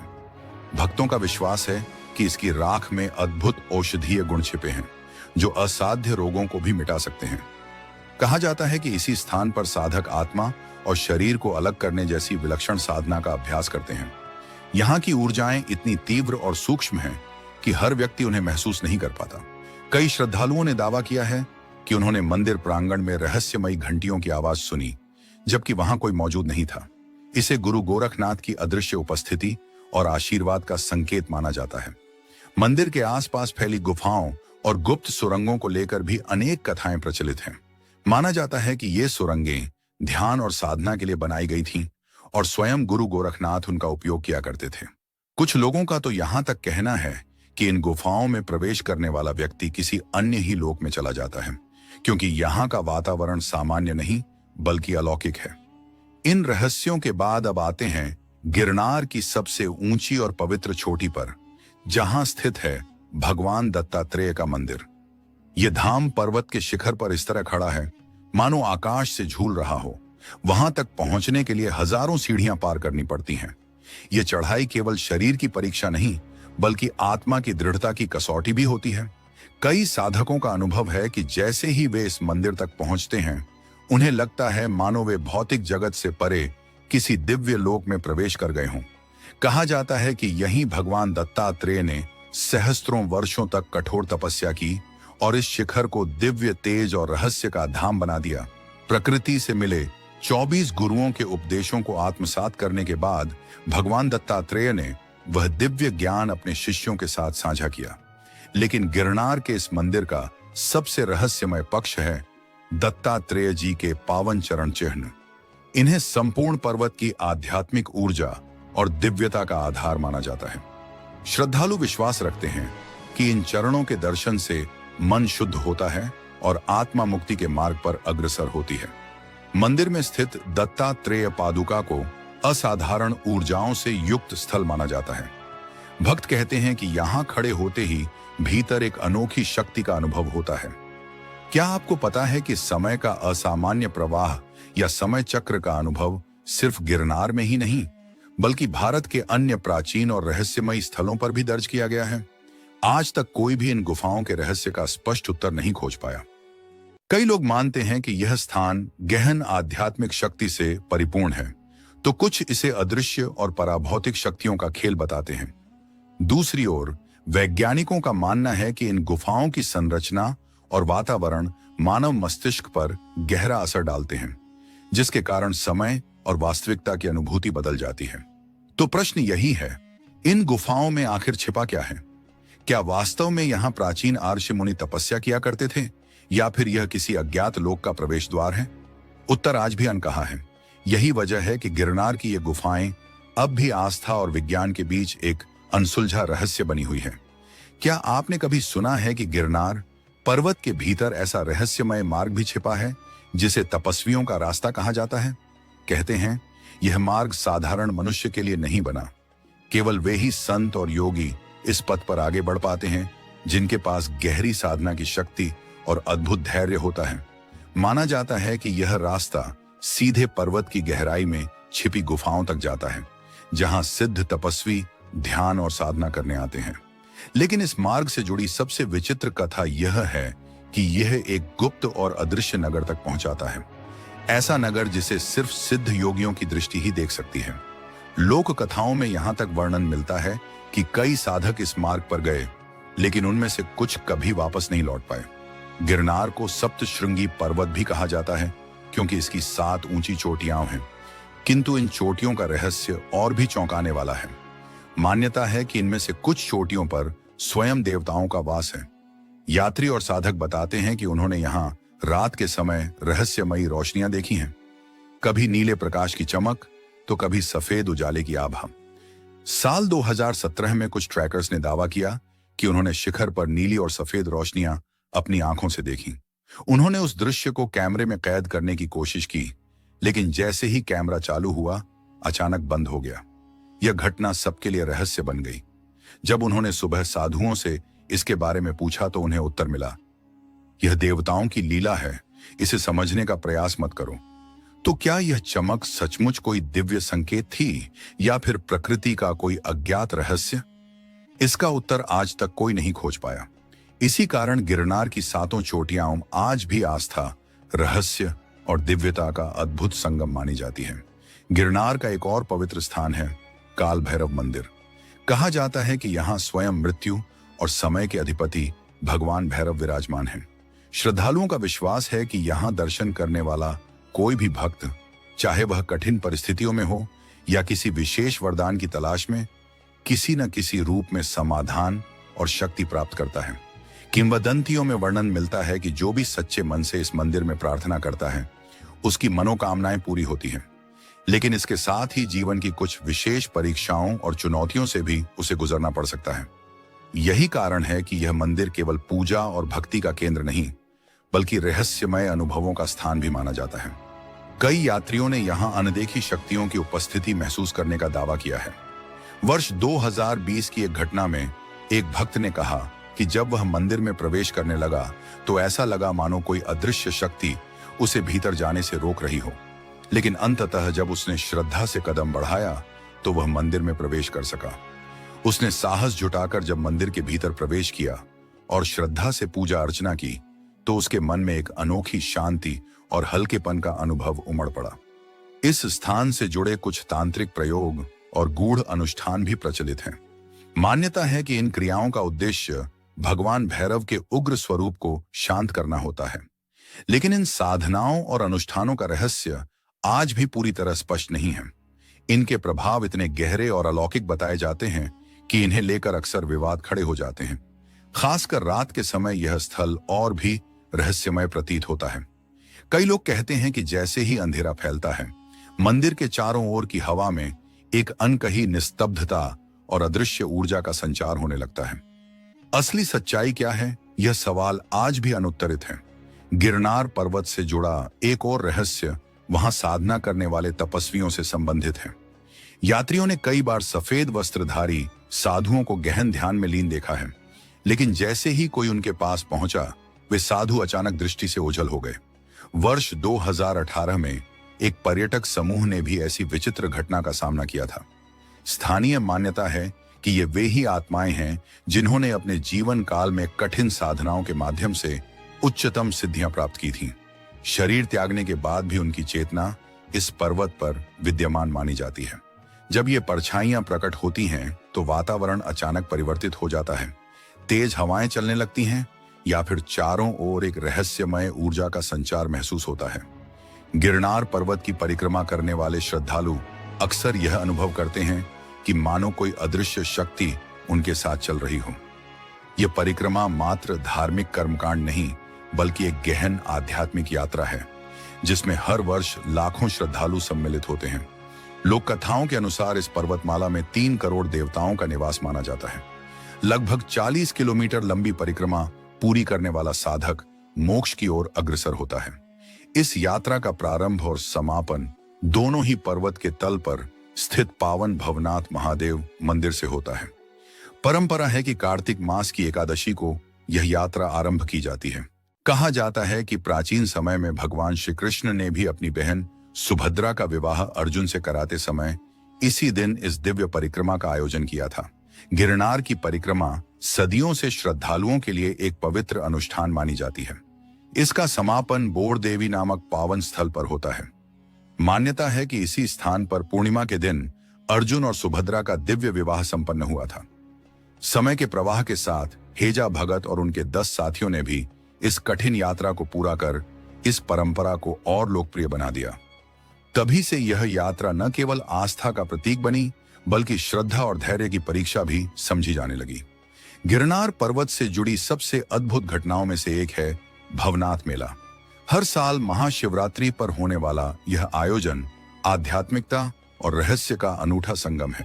इसकी सबसे विशेष बात यह है कि इस अवसर पर दूर दराज की गुफाओं में साधना करने वाले नागा साधु, अघोरी, सिद्ध और सन्यासी बाहर निकलकर एकत्र होते हैं। माघ वध नवमी से शुरू होकर यह मेला माघ वध अमावस्या यानी महाशिवरात्रि तक चलता है। इस दौरान वातावरण में भक्तों की भीड़, साधुओं की उपस्थिति और जय गिरनारी तथा मोरमरो के गगनभेदी नारों से पूरा परिसर शिवमय हो उठता है। परंपरा के अनुसार मेले का प्रारंभ भवनाथ मंदिर में ध्वज चढ़ाने से होता है और समापन नागा साधुओं के पवित्र शाही स्नान से। माना जाता है कि इस स्नान के बाद साधु मोक्ष की प्राप्ति करते हैं। मेले का एक और आकर्षण है साधुओं की भव्य शोभा यात्रा। राख से लिपटे जटाधारी नागा साधु लाठियों, भालों और तलवारों के अद्भुत प्रदर्शन से सभी को मंत्रमुग्ध कर देते हैं। यही कारण है कि यह मेला शिव भक्ति, तांत्रिक साधना और रहस्यमय अनुभवों का अद्वितीय संगम बन जाता है। इसी पर्वत पर गौमुख गंगा नामक एक आश्चर्यजनक जलधारा भी निरंतर बहती है। गाय के मुख जैसी आकृति से निकलने वाली यह धारा गंगा का प्रतीक मानी जाती है। मान्यता है कि यह जलधारा स्वर्ग से अवतरित हुई है और इसका जल पवित्र एवं चमत्कारी है। श्रद्धालु इसे स्नान और पूजा के साथ साथ घर भी लेकर जाते हैं। आश्चर्य की बात यह है कि चाहे गर्मी कितनी भी भीषण क्यों न हो, यह धारा कभी सूखती नहीं। वैज्ञानिक आज भी इसके रहस्य की पूरी तरह व्याख्या नहीं कर पाए हैं। क्या आपने कभी सोचा है कि गिरनार पर्वत से बहने वाली वह रहस्यमयी धारा आखिर आती कहां से है? लोग मानते हैं कि यह किसी गुप्त प्राकृतिक स्रोत से निकलती होगी, लेकिन आज तक इसका असली उद्गम स्थान किसी को ज्ञात नहीं हो सका। यही कारण है कि श्रद्धालु इसे माता गंगा का आशीर्वाद मानते हैं। इसका जल हमेशा शीतल, स्वच्छ और औषधीय गुणों से युक्त माना जाता है। सवाल अब भी वही है, सदियों से यह धारा बिना किसी स्पष्ट स्रोत के कैसे प्रवाहित हो रही है? क्या यह पर्वत की किसी अदृश्य शक्ति का परिणाम है या फिर देवी गंगा की दिव्य कृपा? इसका रहस्य आज भी अनसुलझा है। गिरनार पर्वत केवल धार्मिक मान्यताओं का ही नहीं, बल्कि ऐतिहासिक और वैज्ञानिक दृष्टि से भी अनमोल धरोहर है। विशेषज्ञों के अनुसार इसकी आयु लगभग 11 करोड़ वर्ष है, यानी यह हिमालय से भी प्राचीन है। इसीलिए इसे हिमालय का पितामह कहा जाता है। पुराण, रामायण और महाभारत जैसे प्राचीन ग्रंथों में भी इसका उल्लेख मिलता है। ये वही भूमि है जहां महर्षि भृगु और च्यवन ने कठोर तप किया था। यही पर्वत पांडवों, भगवान श्री कृष्ण और अश्वत्थामा जैसी कथाओं का साक्षी भी रहा है। यहीं स्थित है मां अंबाजी का प्रसिद्ध शक्तिपीठ, जिसे उदयन शक्तिपीठ कहा जाता है। मान्यता है कि जब भगवान विष्णु ने सती के अंगों का विखंडन करने के लिए सुदर्शन चक्र चलाया, तब देवी सती का उदर भाग यहीं गिरा था। इसी वजह से यह स्थान करोड़ों भक्तों के लिए 13वीं शताब्दी में वस्तुपाल द्वारा गुर्जर शैली में निर्मित यह मंदिर आज भी अपनी भव्य स्थापत्य कला और आध्यात्मिक ऊर्जा के लिए प्रसिद्ध है। गिरनार से जुड़ी एक और अद्भुत कथा भगवान श्री कृष्ण और असुर कालयवन से संबंधित है। जब कालयवन ने मथुरा पर आक्रमण किया तो श्री कृष्ण जानते थे कि उसका वध उनके हाथों नहीं लिखा है, इसलिए वे उसे छल पूर्वक गिरनार की एक गुफा तक ले आए। उस गुफा में राजा मुचकुंद गहरी निद्रा में थे। उन्हें वरदान प्राप्त था कि उनकी नींद में खलल डालने वाला उनकी दृष्टि मात्र से भस्म हो जाएगा। जैसे ही कालयवन ने उन्हें जगाने का प्रयास किया, मुचकुंद की आंख खुलते ही वह तत्काल भस्म हो गया। आज भी इस गुफा को मुचकुंद गुफा कहा जाता है और यह स्थान रहस्य और इतिहास का अद्वितीय प्रतीक है। गिरनार केवल हिंदुओं के लिए ही नहीं बल्कि जैन धर्म के लिए भी उतना ही पवित्र स्थल है। यहीं 22वें तीर्थंकर भगवान नेमिनाथ ने मोक्ष प्राप्त किया था। इसी कारण यहाँ 12वीं शताब्दी में निर्मित विशाल नेमिनाथ मंदिर स्थित है। यह मंदिर जैन स्थापत्य कला और अध्यात्म का अनुपम उदाहरण है। इसके गर्भगृह में विराजमान भगवान नेमिनाथ की प्रतिमा असंख्य श्रद्धालुओं की आस्था का केंद्र है। गिरनार पर्वत साधारण नहीं है, यह रहस्य, अध्यात्म और भक्ति का अद्वितीय संगम है। गौमुख गंगा की निरंतर बहती धारा, माता अंबाजी का शक्तिपीठ और श्री कृष्ण कालयवन की कथा इसे भारतीय संस्कृति का रत्न बनाते हैं। प्राचीन काल से साधु संत और तीर्थयात्री यहाँ आकर मोक्ष और ज्ञान की अनुभूति करते आए हैं। यही कारण है कि गिरनार आज भी रहस्य और दिव्यता से भरा एक जीवंत तीर्थ स्थल है। अगर आपको यह यात्रा और जानकारी पसंद आई हो तो वीडियो को लाइक करें, चैनल को सब्सक्राइब करें और कमेंट में बताएं कि गिरनार का कौन सा रहस्य आपको सबसे अद्भुत लगा। अंत तक जुड़े रहने के लिए धन्यवाद। महाकालेश्वर, जहां मृत्यु भी झुकती है मित्रों, आप अभी जो सुनने जा रहे हैं वह सिर्फ एक कहानी नहीं है। यह उस अद्वितीय शक्ति की गाथा है जिसने स्वयं समय को भी अपने अधीन कर लिया है। यह कोई मनगढ़ंत कल्पना नहीं बल्कि एक अकाट्य सत्य है, उस पवित्र मंदिर की हकीकत जहां स्वयं मृत्यु भी नतमस्तक होती है। इसका नाम है महाकालेश्वर। सनातन धर्म की एक प्रसिद्ध कहावत है, अकाल मृत्यु वो मरे जो काम करे चांडाल का, काल भी उसका क्या करे जो भक्त हो महाकाल का। कालों के भी काल भगवान महाकाल की महिमा वास्तव में अलौकिक और अद्भुत है। हमारे देश के विभिन्न कोणों में स्थित भगवान शिव के 12 ज्योतिर्लिंग अपनी दिव्यता और सनातन संस्कृति के महत्व के कारण अत्यंत दर्शनीय हैं। इन्हीं में से एक मध्य प्रदेश के उज्जैन में स्थित महाकालेश्वर मंदिर आज भी अनगिनत रहस्यों से घिरा हुआ है। उज्जैन की इस पावन भूमि पर भगवान शिव का यह रूप केवल पूजनीय ही नहीं बल्कि अपने रौद्र रूप में भय उत्पन्न करने वाला भी है। हर मंदिर की अपनी एक कहानी होती है, लेकिन इस मंदिर की कहानी रहस्य, मृत्यु और चमत्कार के ताने बाने में कहीं उलझी हुई है। उज्जैन का महाकाल मंदिर कोई साधारण शिवलिंग नहीं है। यह भारत के 12 ज्योतिर्लिंगों में से एक है, लेकिन इसका महत्व बाकी सभी से कहीं अधिक है। ऐसा इसीलिए क्योंकि यहाँ स्वयं कालों के भी काल महाकाल विराजमान है। ऐसी मान्यता है कि जो इंसान महाकाल का नाम एक बार भी सच्चे मन से लेता है, उसके जीवन से डर और स्वयं मृत्यु भी पीछे हट जाते हैं। लेकिन क्या यह केवल गहरी आस्था का विषय है या इसके पीछे कुछ ऐसे गहरे रहस्य छिपे हैं जिन पर स्वयं विज्ञान भी मौन है? इस मंदिर का वर्णन कई प्राचीन पौराणिक ग्रंथों में अत्यंत सुंदरता से किया गया है। देश विदेश से श्रद्धालु वर्ष भर यहाँ भगवान शिव के दर्शन करने आते हैं। परंतु दोस्तों, जितना महाकालेश्वर का मंदिर आमजन के बीच लोकप्रिय है, उससे कहीं ज्यादा यह अपने भीतर कई अनसुलझे रहस्यों को समेटे हुए हैं। तो यहाँ सबसे बड़ा सवाल यह उठता है कि आखिर वो कौन सी वजह थी जिसके कारण इस मंदिर में भस्म आरती इंसान की देह की राख से की जाती थी? और क्या आज भी यहाँ पर मनुष्य की देह की राख से ही भस्म आरती की जाती है? क्या यह सच है कि यहाँ काल को भी प्रवेश से पहले अनुमति लेनी पड़ती है? क्यों कहा जाता है कि यहाँ की आरती देखने मात्र से इंसान की आने वाली विपत्तियां टल जाती हैं? और वो कौन सी अनदेखी शक्ति है जो इस मंदिर से बाहर निकलते ही अदृश्य हो जाती है? इतिहासकार इसे केवल एक पौराणिक मान्यता बताते हैं, लेकिन साधु संत कहते हैं जिसने महाकाल को देखा नहीं, उसने मृत्यु को कभी समझा ही नहीं। क्या कहीं यह मंदिर समय के नियमों को मोड़ने वाला कोई अदृश्य द्वार तो नहीं है? या फिर यह एक ऐसा स्थान है जहां भटकती आत्माएं चिर शांति की तलाश में आती हैं? और सबसे महत्वपूर्ण सवाल, क्यों इस मंदिर के कोतवाल काल भैरव को शराब चढ़ाई जाती है? और आश्चर्यचकित कर देने वाली बात तो यह है कि यहां चढ़ाई गई सैकड़ों हजारों लीटर शराब आखिर कहां गायब हो जाती है। क्या काल भैरव स्वयं इस शराब का भोग कर लेते हैं? और जब अंग्रेजों ने शराब के इस रहस्य को सुलझाने की कोशिश करते हुए मंदिर की खुदाई करवाई, तब ऐसा क्या हुआ जिसे देखकर अंग्रेजों के पसीने छूट गए और वे डर से फिर कभी काल भैरव मंदिर में प्रवेश करने की हिम्मत नहीं कर पाए?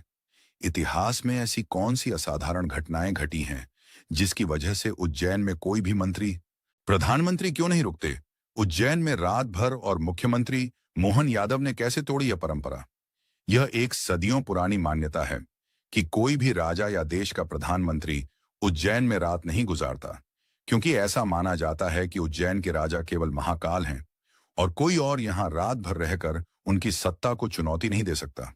हालांकि हाल ही में मध्य प्रदेश के मुख्यमंत्री मोहन यादव ने इस परंपरा को तोड़ा और उज्जैन में रात्रि विश्राम किया। आश्चर्यजनक रूप से उन्हें कोई अप्रिय घटना का सामना नहीं करना पड़ा, जिससे कई लोग इस परंपरा के पीछे के वास्तविक कारणों पर फिर से विचार करने लगे हैं। क्यों नहीं गुजरती महाकाल मंदिर के सामने से कोई बारात? एक और दिलचस्प रहस्य यह है कि महाकालेश्वर मंदिर के सामने से कोई बारात नहीं गुजरती है। इसके पीछे भी वही मान्यता है कि महाकाल उज्जैन के एकमात्र अधिपति हैं और उनके सामने कोई और दूल्हा अपनी बारात लेकर नहीं आ सकता। यह सदियों से चली आ रही एक अनोखी परंपरा है जो उज्जैन के लोग बड़े सम्मान के साथ निभाते हैं। क्यों भक्तों को अलग अलग रूपों में दर्शन देते हैं महाकाल? महाकालेश्वर मंदिर में भगवान शिव भक्तों को अलग अलग रूपों में दर्शन देते हैं, जिनमें भस्म आरती सबसे प्रमुख है। यह एक अद्भुत और अलौकिक अनुभव होता है जहां शिव को जीवित रूप में भस्म अर्पित की जाती है।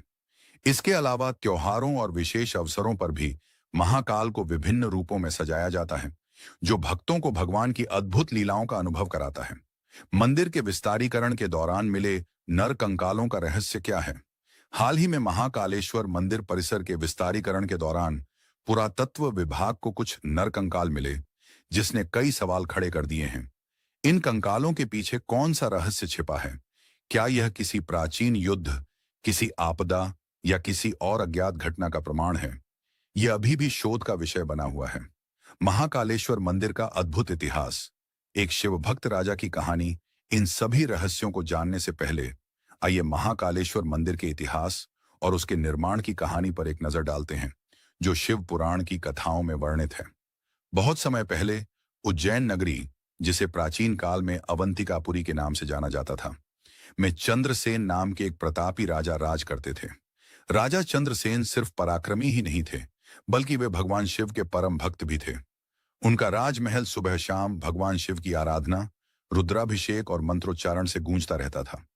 राजा चंद्रसेन की मित्रता शिव के परम गण मणिभद्र से थी। एक बार मणिभद्र जब उज्जैनी आए तो उन्होंने चंद्रसेन को एक अद्भुत चिंतामणि भेंट की। यह कोई साधारण रत्न नहीं था। इसे धारण करने वाले के पास अपार ऐश्वर्य, यश और विजय स्वयं चले आते थे। इस मणि के प्रभाव से चंद्रसेन का वैभव चारों दिशाओं में फैल गया। वह न केवल शक्तिशाली राजा बन गए, बल्कि उनके नाम से शत्रु भी थर्राने लगे। लेकिन जैसा कि कहा जाता है, जहां वैभव होता है वहां ईर्ष्या भी पीछे नहीं रहती। जब आसपास के राजाओं को इस चमत्कारी मणि के बारे में पता चला तो वे इसे पाने की लालसा में जलने लगे। एक दिन रिपुरंजन और चंद्रभानु नामक राजाओं ने कुछ अन्य राजाओं के साथ मिलकर उज्जैनी पर चढ़ाई कर दी। युद्ध के नगाड़ों की गूंज से धरती थर्रा उठी। चंद्रसेन की सेना शत्रुओं की विशाल सेना के सामने काफी कमजोर थी, लेकिन राजा चंद्रसेन तनिक भी विचलित नहीं हुए। उन्हें विश्वास था कि उनकी शक्ति किसी मणि में नहीं, बल्कि महाकाल की भक्ति में है। उन्होंने शस्त्र नहीं उठाए, बल्कि एक तपस्वी की तरह महाकाल वन की ओर बढ़ गए। वहां उन्होंने आंखें मूंद लीं और भगवान शिव के ध्यान में लीन हो गए। वे एयूएम नमः शिवाय मंत्र का जाप करने लगे और धीरे धीरे उनकी आत्मा उस महाशक्तिशाली परम शिव में विलीन हो चुकी थी। उसी समय उज्जैनी में एक और भयानक संकट सिर उठा रहा था। यह था दूषण नामक एक क्रूर राक्षस, जो वेद, यज्ञ और भक्ति का घोर विरोधी था। उज्जैन में शिव भक्तों की बढ़ती संख्या और पूजा पाठ देखकर वह क्रोधित हो उठा। वह अपने असुर सैनिकों के साथ उज्जैन पर आक्रमण करने निकल पड़ा, जिसका मकसद शिव भक्तों का अंत करना, मंदिरों को तोड़ना और धार्मिक अनुष्ठानों को भंग करना था। यह कहानी हमें महाकाल की अगाध शक्ति और उनके भक्तों के प्रति उनके प्रेम को दर्शाती है। आगे की वीडियो में हम जानेंगे कि कैसे महाकाल ने अपने भक्तों की रक्षा की और इस मंदिर का निर्माण कैसे हुआ। आप महाकालेश्वर के इन रहस्यों और कहानियों के बारे में और क्या जानना चाहेंगे? महाकाल की महिमा। एक बालक की भक्ति और दूषण का अंत। एक लोभी राजा चंद्रसेन ने अपनी कुटिल चालों से भक्ति की जड़ों को उखाड़ फेंकने और स्वयं को भगवान घोषित करने का दुस्साहस किया था। उसने अवंतिका उज्जैन की भोली भाली जनता पर अकल्पनीय अत्याचार किए, जिससे पूरे शहर में हाहाकार मच गया। लोग अपनी जान बचाने के लिए इधर उधर भागने लगे। अवंतिका दोहरी मुसीबत में घिर चुकी थी। एक ओर लालची राजा का आतंक और दूसरी ओर एक राक्षसी शक्ति का साया। शहर भय, आशंका और अराजकता के काले बादलों से ढक चुका था। इसी दौरान आक्रमण के भय से कांपती हुई अवंतिका के एक कोने से एक विधवा गोपी अपने 5 साल के मासूम बेटे के साथ आश्रय की तलाश में भटकती हुई उसी महाकाल वन में पहुंच गई। वहां उसने एक अद्भुत दृश्य देखा। एक राजा, जिसने निश्चित रूप से ऐश्वर्यपूर्ण जीवन जिया होगा, अब एक साधक की तरह गहन तपस्या में लीन था। यह दृश्य बालक के जिज्ञासु मन को मोह गया। वह भी वहीं थोड़ी दूर बैठ गया और एक छोटा सा शिवलिंग बनाकर उसकी पूजा करने लगा। उसे जो भी फूल, जल या बेलपत्र आसपास मिले, वह श्रद्धापूर्वक शिवलिंग पर चढ़ाता गया। धीरे धीरे वह शिव भक्ति में इतना लीन हो गया कि उसे अपनी मां की पुकार भी सुनाई नहीं दे रही थी। मां बार बार बुलाती रही, आजा बेटा, भूख लगी होगी, लेकिन बालक का मन अब पूरी तरह से शिव में रम चुका था। अंत में मां का धैर्य जवाब दे गया। वह उस स्थान पर पहुंची जहां उसका बेटा पूजा कर रहा था। क्रोध में आकर उसने पूजा की सारी सामग्री फेंक दी और बालक को पीटने लगी। यह क्या पागलपन है? लेकिन तभी एक चमत्कारिक घटना घटी। अचानक वहां एक दिव्य तेज उत्पन्न हुआ। आकाश में घंटियों की मधुर ध्वनि गूंज उठी। तेज रोशनी के बीच एक भव्य मंदिर का निर्माण होता दिखाई दिया, और जब सब शांत हुआ, तब उस जगह एक दिव्य शिवलिंग प्रकट हो चुका था, जिस पर वही फूल और बेलपत्र चढ़े हुए थे जो उस बालक ने पहले चढ़ाए थे। स्वयं शिव प्रकट हो गए थे। उनकी कृपा उस मासूम भक्त पर बरस पड़ी थी। मां हैरान रह गई थी, लेकिन उसने पहली बार जाना कि सच्ची भक्ति न उम्र देखती है, न साधन, वह बस भाव देखती है। यह घटना जंगल में आग की तरह फैल गई। जब यह समाचार चंद्रसेन को मिला, तो वह दौड़े दौड़े उस स्थान पर पहुंचा। उसने देखा कि शिव स्वयं एक दिव्य लिंग रूप में प्रकट हुए हैं। उसकी आंखों से आंसू बह निकले। उसका विश्वास, उसकी तपस्या, उसकी भक्ति अब मूर्त रूप में सामने थी। लेकिन यह सिर्फ भक्त की परीक्षा नहीं थी, यह राक्षस दूषण के अंत का समय भी था। जैसे ही शिव प्रकट हुए, उन्होंने अपना रौद्र रूप धारण कर लिया और महाकाल बन गए। उनकी जटाएं आकाश तक फैल गईं। त्रिनेत्र से अग्नि निकली और हाथों में त्रिशूल लिए वे दूषण की ओर बढ़े। पल भर में ही दूषण और उसकी असुर सेना का अंत हो गया। उस क्षण जो चमत्कार घटा था, उसने युद्ध की आग को भी शांति में बदल दिया। जो राजा अभी तक मणि के लोभ में उज्जैनी को रौंदने चले थे, अब उसी धरती पर महाकाल की महिमा के आगे झुक गए थे। उनके हाथों के शस्त्र गिर चुके थे और सिर शिव के चरणों में झुक चुका था। तभी से उज्जैन में महाकालेश्वर ज्योतिर्लिंग की स्थापना हुई और एक परंपरा जन्मी। जैसे काशी के राजा बाबा विश्वनाथ हैं, वैसे ही उज्जैन के राजा बाबा महाकाल हैं। यह घटना युगों युगों तक यह संदेश देती रही कि सच्ची श्रद्धा और निस्वार्थ भक्ति के आगे स्वयं भगवान भी प्रकट हो जाते हैं और अन्याय का नाश करते हैं। उज्जैन के शाश्वत शासक भगवान महाकाल प्राचीन नगरी उज्जैन में। ऐसा लगता है मानो समय स्वयं भगवान शिव की इच्छा के अधीन हो। उज्जैन में हर सुबह शिव को समर्पित पवित्र मंत्रोच्चार से शुरू होती है और हर रात महाकाल की दिव्य आरती के साथ समाप्त होती है। यहां कोई नश्वर राजा नहीं है, न ही कोई मानव शासक सिंहासन पर बैठा है। उज्जैन के सच्चे सम्राट स्वयं महाकाल हैं। हमने महाकालेश्वर मंदिर की पौराणिक उत्पत्ति पर प्रकाश डाला है, लेकिन इतिहास के माध्यम से इसकी यात्रा उतार चढ़ाव से भरी रही है। मंदिर को भारी चुनौतियों का सामना करना पड़ा, विशेष रूप से अशांत मुगल काल के दौरान, जब इसकी पवित्रता को नष्ट करने के अथक प्रयास किए गए। व्यापक रूप से यह माना जाता है कि 1235 ईस्वी में दिल्ली के सुल्तान इल्तुतमिश ने महाकालेश्वर मंदिर पर अपना क्रोध बरसाया और इसे खंडहर में बदल दिया। इतिहास इस बात का गवाह है कि कैसे मुस्लिम आक्रमणकारियों ने हिंदू परंपराओं को मिटाने के जोश में अक्सर पवित्र स्थलों को ध्वस्त कर दिया और उनकी जगह मस्जिदें बनवाईं। अनगिनत भक्तों के लिए आस्था का एक धड़कता हुआ केंद्र महाकालेश्वर मंदिर एक प्रमुख लक्ष्य बन गया। जब मंदिर के महत्व की खबर इल्तुतमिश तक पहुंची, तो उसने तुरंत अपने सैनिकों को इसे ध्वस्त करने का आदेश दिया। हालांकि समर्पित हिंदू समुदाय ने आसन्न हमले की आशंका से तुरंत कार्रवाई की। इससे पहले कि आक्रमणकारी गर्भगृह में स्थापित पवित्र स्वयंभू ज्योतिर्लिंगम पर हाथ डालते, उन्होंने इसे श्रद्धापूर्वक पास के एक कुएं में सुरक्षित रख दिया, इसे अपवित्र होने से बचाया। दुखद रूप से बाद में औरंगजेब ने खंडित मंदिर के खंडहरों पर एक मस्जिद बनाने का आदेश दिया। 500 से अधिक दर्दनाक वर्षों तक महाकाल मंदिर जीर्ण शीर्ण और तबाह स्थिति में रहा। फिर भी मलबे के बीच भी भक्तों की अटूट आस्था बनी रही और भगवान महादेव की पूजा ध्वस्त संरचना के अवशेषों में भी होती रही। 1728 ईस्वी में आखिरकार आशा की एक किरण तब उभरी जब बहादुर मराठा योद्धा राणोजी राव सिंधिया ने मुगलों को निर्णायक रूप से हराया। एक धर्मी पुनः प्राप्ति की भावना के साथ उन्होंने मंदिर की पवित्र भूमि पर बनी मस्जिद को ध्वस्त कर दिया। 1732 ईस्वी में महाकालेश्वर मंदिर उज्जैन में फिर से खड़ा हो गया, जो अटूट आस्था का प्रमाण था, और पवित्र ज्योतिर्लिंगम को उसके उचित स्थान पर पुनः स्थापित किया गया। महाकालेश्वर के रहस्य उजागर अपने समृद्ध इतिहास और मनमोहक किंवदंतियों से परे, महाकालेश्वर मंदिर गहरे रहस्यों में डूबा हुआ है। आइए उनमें से कुछ का पता लगाएं। 1.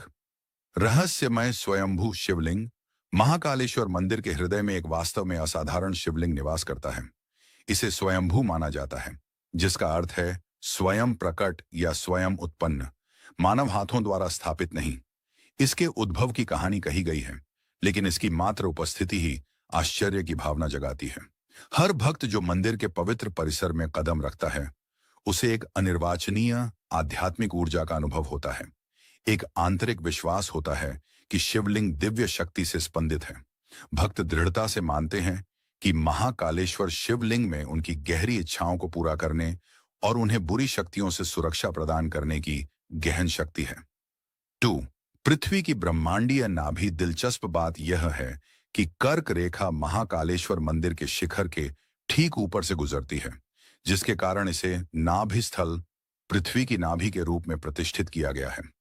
यह अद्वितीय भौगोलिक संरेखण इसके आध्यात्मिक महत्व को और बढ़ाता है। ब्रह्मांडीय ऊर्जा के एक महत्वपूर्ण केंद्र के रूप में इसकी स्थिति को मजबूत करता है। 3. गहन भक्ति की तीर्थ यात्रा। सावन, मानसून का महीना के पवित्र महीने के दौरान दूर दूर से तीर्थयात्री महाकालेश्वर मंदिर में आते हैं। इस पवित्र महीने के दौरान सोमवार को महाकाल के दर्शन करना असाधारण रूप से शुभ माना जाता है, जिससे अपार आशीर्वाद मिलता है। यहाँ हर कण, धूल का हर दाना शिव की उपस्थिति से गूंजता है। यह सिर्फ एक मंदिर से कहीं अधिक है। यह भक्ति, आस्था और उत्साही प्रार्थना का एक उदात्त दरबार है, जहां भक्तों के कष्टों को शांति मिलती है, उनके बोझ कम होते हैं और अंततः उन्हें मोक्ष प्राप्त होता है। महाकालेश्वर मंदिर आशा की एक शाश्वत किरण के रूप में खड़ा है, एक ऐसा अभयारण्य जहां वास्तव में दिव्य निवास करता है। महाकालेश्वर एक रहस्यमय यात्रा। महाकालेश्वर ज्योतिर्लिंग उज्जैन में स्थित हिंदू धर्म के सबसे पवित्र और रहस्यमय स्थलों में से एक है। यह केवल एक मंदिर नहीं, बल्कि एक जीवंत किंवदंती है, जिसके कण कण में प्राचीन कथाएं और अनसुलझे रहस्य समाये हुए हैं। आइए इसकी कुछ सबसे अनूठी और विस्मयकारी विशेषताओं पर करीब से नजर डालते हैं। एकमात्र दक्षिण मुखी ज्योतिर्लिंग का रहस्य। महाकालेश्वर की सबसे असाधारण विशेषताओं में से एक यह है कि यह एकमात्र दक्षिण मुखी ज्योतिर्लिंग है। हिंदू धर्म में दक्षिण दिशा को मृत्यु, परलोक और मोक्ष से जोड़ा जाता है। ऐसा माना जाता है कि भगवान शिव अपने महाकाल स्वरूप में इस दिशा की ओर मुख करके बैठे हैं, जो दर्शाता है कि वे मृत्यु और समय के भी स्वामी हैं। यह अनूठी स्थिति महाकालेश्वर को अन्य 11 ज्योतिर्लिंगों से अलग करती है और इसे एक गहन आध्यात्मिक महत्व प्रदान करती है।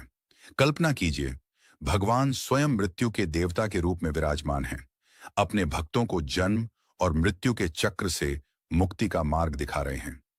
तो नागचंद्रेश्वर मंदिर का अलौकिक रहस्य। उज्जैन का महाकाल मंदिर 3 मंजिलों में निर्मित एक अद्भुत संरचना है। सबसे निचले तल पर आपको साक्षात महादेव का ज्योतिर्लिंग मिलेगा, जहां दिन रात भक्त उनकी पूजा अर्चना करते हैं। मध्य तल पर भगवान शिव को ओंकारेश्वर के रूप में पूजा जाता है, जो उनकी एयुएम ध्वनि के साथ एक रूपता का प्रतीक है। लेकिन सबसे ऊपरी तल पर स्थित नागचंद्रेश्वर मंदिर एक रहस्य से घिरा हुआ है। यह मंदिर साल में केवल एक बार नाग पंचमी के शुभ अवसर पर खुलता है। लोक कथाओं के अनुसार सर्पों के राजा तक्षक नाग आज भी इस स्थान पर गुप्त रूप से निवास करते हैं। मंदिर में स्थापित प्रतिमा मराठा काल की है और इसमें भगवान शिव और देवी पार्वती को शेषनाग पर विराजमान दिखाया गया है। ऐसी प्रतिमा विश्व में कहीं और देखने को नहीं मिलती। यह नजारा इतना दुर्लभ और दिव्य है कि नाग पंचमी पर भक्तों की भीड़ उमड़ पड़ती है इस अद्वितीय दर्शन को पाने के लिए। यह मान्यता है कि इस दिन दर्शन करने से सर्प दोष से मुक्ति मिलती है और जीवन में सुख समृद्धि आती है। 3. राजा विक्रमादित्य और महाकाल का शाश्वत संबंध। भारत के इतिहास के महानतम सम्राटों में से एक राजा विक्रमादित्य अपनी बुद्धि, वीरता और भगवान शिव के प्रति अटूट भक्ति के लिए जाने जाते थे। ऐसा माना जाता है कि विक्रमादित्य नियमित रूप से महाकालेश्वर मंदिर में भगवान महाकाल का आशीर्वाद लेने आते थे। उनका मंदिर से गहरा जुड़ाव इस पवित्र स्थल के ऐतिहासिक महत्व को और बढ़ा देता है, जो राजा की श्रद्धा और उनके शासन काल के दौरान मंदिर की प्रमुखता का प्रमाण है। राजा विक्रमादित्य और महाकाल के बीच के संबंध को लेकर अनगिनत कहानियां और किंवदंतियां पीढ़ियों से चली आ रही हैं, जो उज्जैन की सांस्कृतिक विरासत को समृद्ध करती हैं। वेताल पचीसी और सिंहासन बत्तीसी जैसी प्रसिद्ध कथाओं में भी विक्रमादित्य और महाकाल के इस पवित्र बंधन का वर्णन मिलता है। ये कथाएं बताती हैं कि राजा अपने हर महत्वपूर्ण निर्णय से पहले महाकाल की आज्ञा लेते थे। यह दर्शाता है कि भगवान महाकाल उनके मार्गदर्शक और प्रेरणा स्रोत थे। 4. काल भैरव मंदिर। शराब का रहस्य और अलौकिक भोग। उज्जैन शहर से लगभग 8 किलोमीटर की दूरी पर स्थित काल भैरव मंदिर करोड़ों लोगों के लिए आस्था का केंद्र है। महाकालेश्वर के दर्शन करने वाले प्रत्येक भक्त इस मंदिर में अवश्य जाते हैं, क्योंकि ऐसा माना जाता है कि काल भैरव के दर्शन के बिना महाकालेश्वर की यात्रा अधूरी है। मंदिर के पुजारियों के अनुसार इस मंदिर का उल्लेख स्कंद पुराण के अवंती खंड में मिलता है, जो इसकी प्राचीनता और महत्व को दर्शाता है।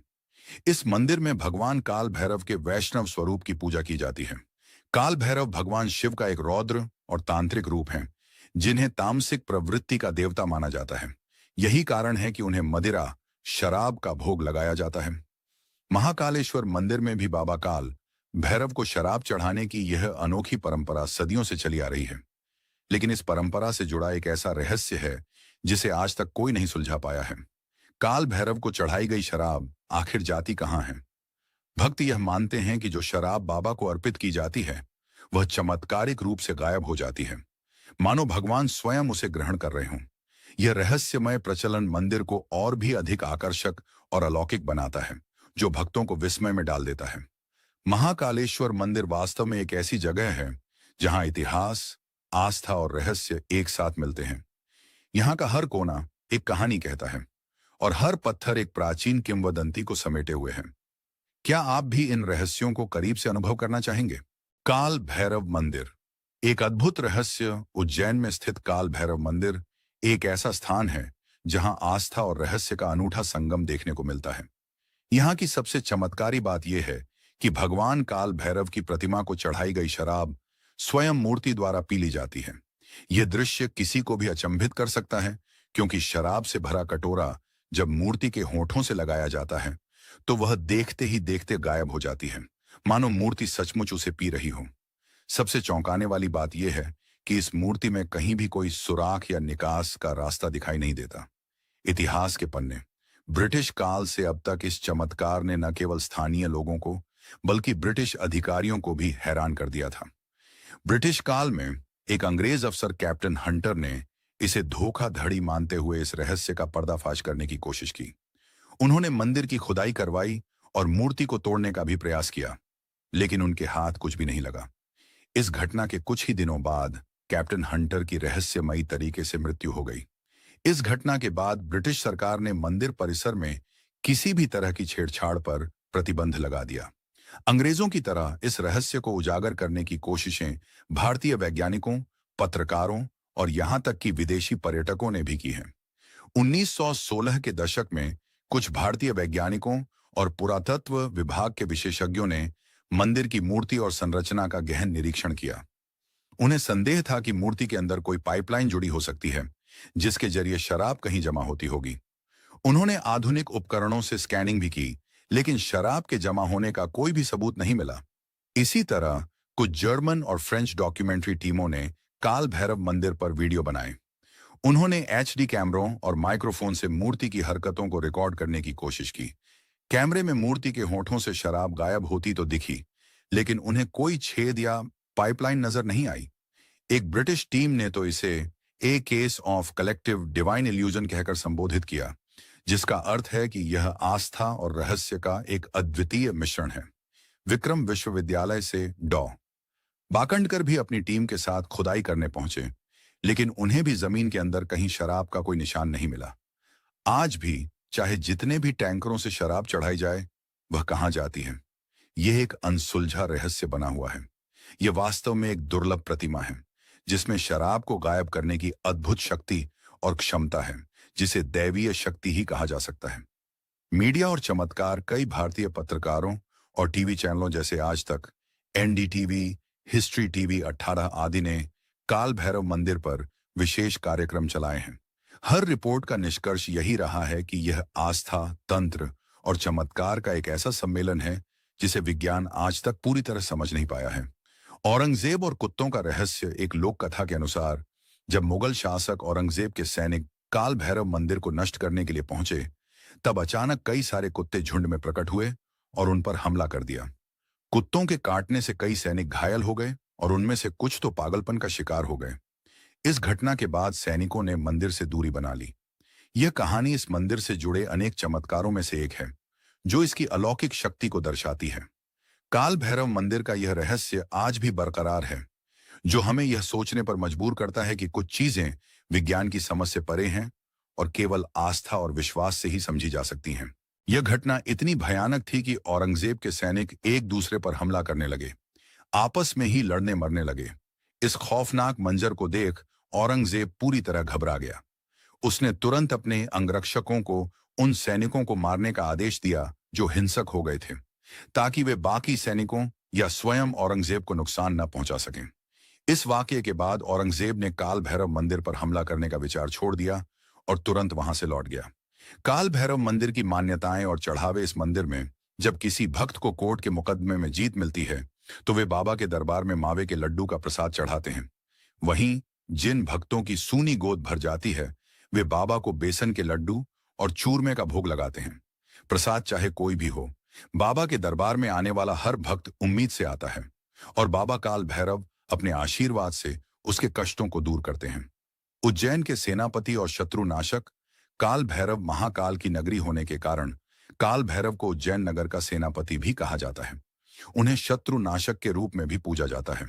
मराठा काल में महादाजी सिंधिया ने युद्ध में विजय पाने के लिए भगवान को अपनी पगड़ी अर्पित की थी। पानीपत के युद्ध में मराठों की हार के बाद तत्कालीन शासक महादाजी सिंधिया ने राज्य की पुनः स्थापना के लिए भगवान के सामने अपनी पगड़ी रख दी थी। उन्होंने भगवान काल भैरव से प्रार्थना की कि युद्ध में विजय मिलने के बाद वे मंदिर का जीर्णोद्धार करवाएंगे। काल भैरव की कृपा से महादाजी सिंधिया ने सभी युद्धों में विजय हासिल की और फिर उन्होंने मंदिर का भव्य जीर्णोद्धार करवाया। तब से मराठा सरदारों की पगड़ी भगवान काल भैरव के शीश पर पहनाई जाती है, जो उनके अटूट विश्वास और विजय का प्रतीक है। भस्म आरती। एक अलौकिक रहस्य। भारत के अधिकांश मंदिरों में भगवान की आरती दीपक की लौ से की जाती है, लेकिन महाकालेश्वर मंदिर में भगवान शिव की आरती भस्म की राख से होती है।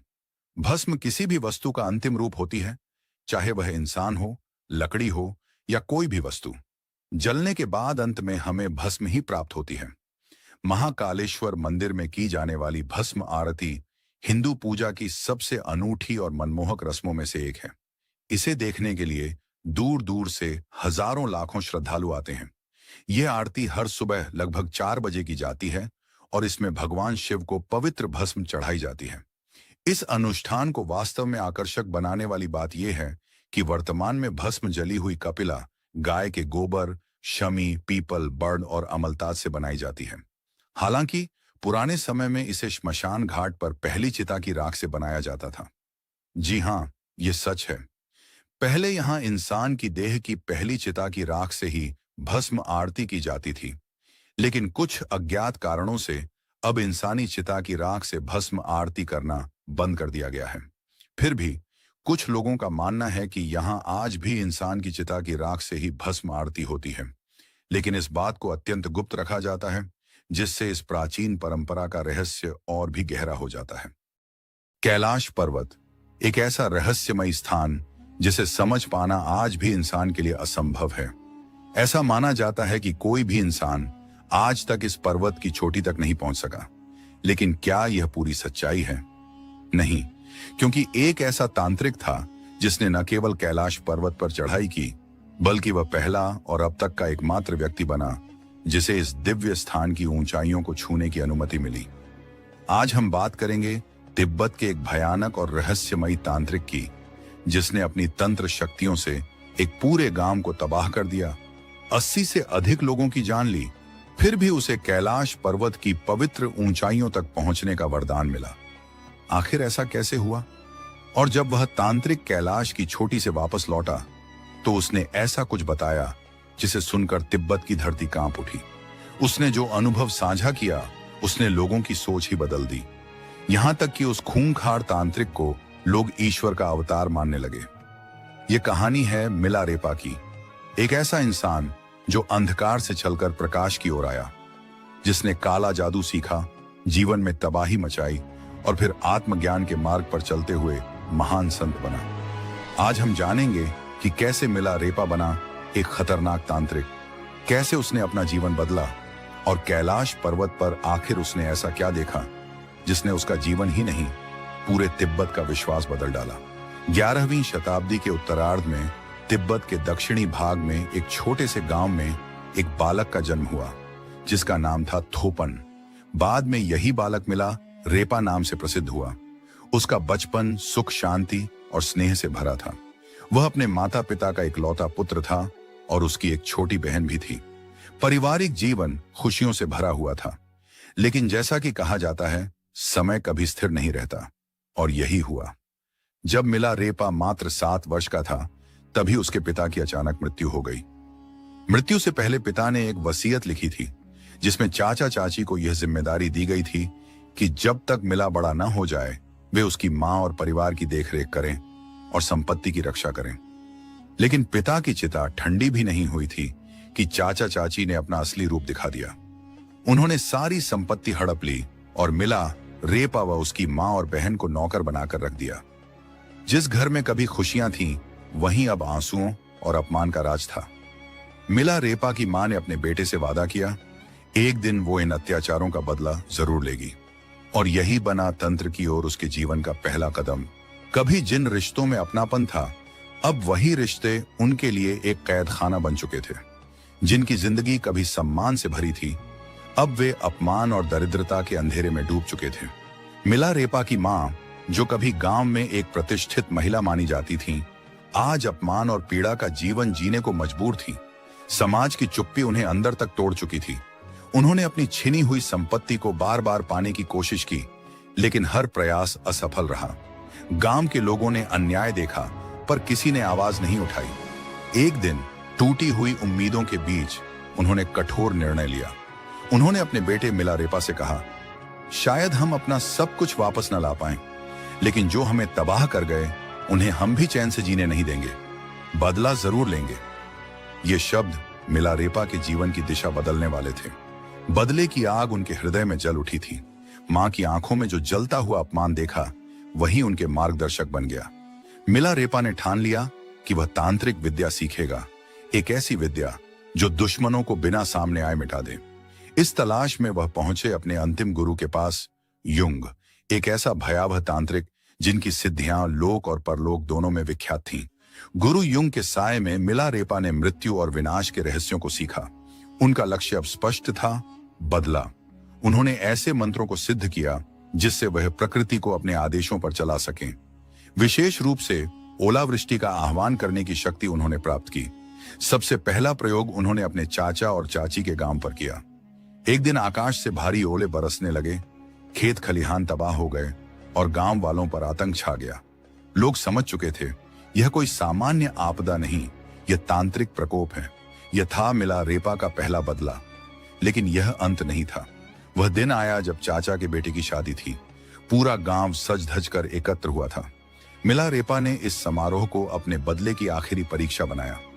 जैसे ही विवाह रस्में शुरू हुईं, अचानक वहां जहरीले सांप, विषैले कीड़े और मकड़ियां प्रकट होने लगे। घबराहट और भगदड़ मच गई। तभी एक भीषण हादसा हुआ। घर की छत गिर पड़ी। करीब 80 लोगों की मृत्यु हो गई। मिलारेपा का बदला पूरा हुआ। गांव में उनकी मां ने गर्व से घोषणा की, मेरा बेटा अब निर्भय है, उसने अन्याय का जवाब दे दिया। लेकिन मिलारेपा के मन में अब शांति नहीं थी। वह विचारों के बवंडर में फंसे थे। बदले की आग ने उन्हें वह सब छीन लिया था जो कभी उन्हें इंसान बनाता था। अब वह सोच रहे थे, क्या यह जीत थी या आत्मा की हार? मिलारेपा के भीतर अपराध बोध की आग जल उठी थी। जिन मासूमों ने कभी उनका कुछ नहीं बिगाड़ा, वे भी उस भयानक तांडव में मारे गए थे। जिस बदले से उन्हें आत्मिक शांति मिलनी थी, अब वही एक गहरा पश्चाताप बन चुका था। यहीं से शुरू हुआ उनका आत्म मंथन, आत्मशुद्धि का कठिन मार्ग। इसी समय उनकी भेंट हुई एक बौद्ध लामा से, जिन्होंने उन्हें सुझाव दिया कि वह महान गुरु मारपा की शरण में जाएं। गुरु मारपा केवल एक साधक नहीं, बल्कि भारत से ज्ञान की अमूल्य निधि लेकर आए हुए एक संत थे, जिन्होंने तिब्बत में बौद्ध धर्म की कई पवित्र शिक्षाओं का अनुवाद किया था। उनकी बुद्धिमत्ता और करुणा की ख्याति दूर दूर तक फैली थी। जब मिलारेपा गुरु मारपा के गांव पहुंचे, तो उनका स्वागत किसी संत की तरह नहीं, बल्कि एक कठोर परीक्षा से हुआ। गुरु मारपा जानते थे कि सच्चे ज्ञान की प्राप्ति केवल तप, त्याग और आत्मशुद्धि से ही संभव है। उन्होंने मिलारेपा को भयंकर श्रम की साधना में झोंक दिया। कभी ऊंचे पहाड़ों से भारी पत्थर लाना, तो कभी उन्हें दुर्गम स्थानों तक पहुंचाना। हर दिन की यह कठिन तपस्या भले शरीर को थका देती, लेकिन आत्मा को एक एक कर सभी पुराने दोषों से मुक्त कर रही थी। धीरे धीरे मिलारेपा ने गुरु की शिक्षाओं को न केवल सुना, बल्कि जीवन में उतारना शुरू किया। उनकी साधना अब सिर्फ शक्ति के लिए नहीं, आत्मा के शुद्धिकरण के लिए थी। गुरु मारपा की कठिन परीक्षाओं ने उन्हें एक नए मोड़ पर ला खड़ा किया, जहां शक्ति से अधिक करुणा और तंत्र से अधिक आत्मज्ञान का महत्व था। साधना के वर्षों बाद मिलारेपा ने बौद्ध धर्म के गूढ़ तत्वों को आत्मसात किया। उन्होंने अपने अतीत के पापों को स्वीकारा और उनके लिए गहन प्रायश्चित किया। अब वे वही तांत्रिक नहीं रहे जो विनाश की राह पर थे। अब वे एक संत बन चुके थे, जिनके अंदर ज्ञान, करुणा और आत्म शांति का प्रकाश था। यहीं से शुरू होती है उनके जीवन की अगली और अद्भुत यात्रा, कैलाश पर्वत की ओर।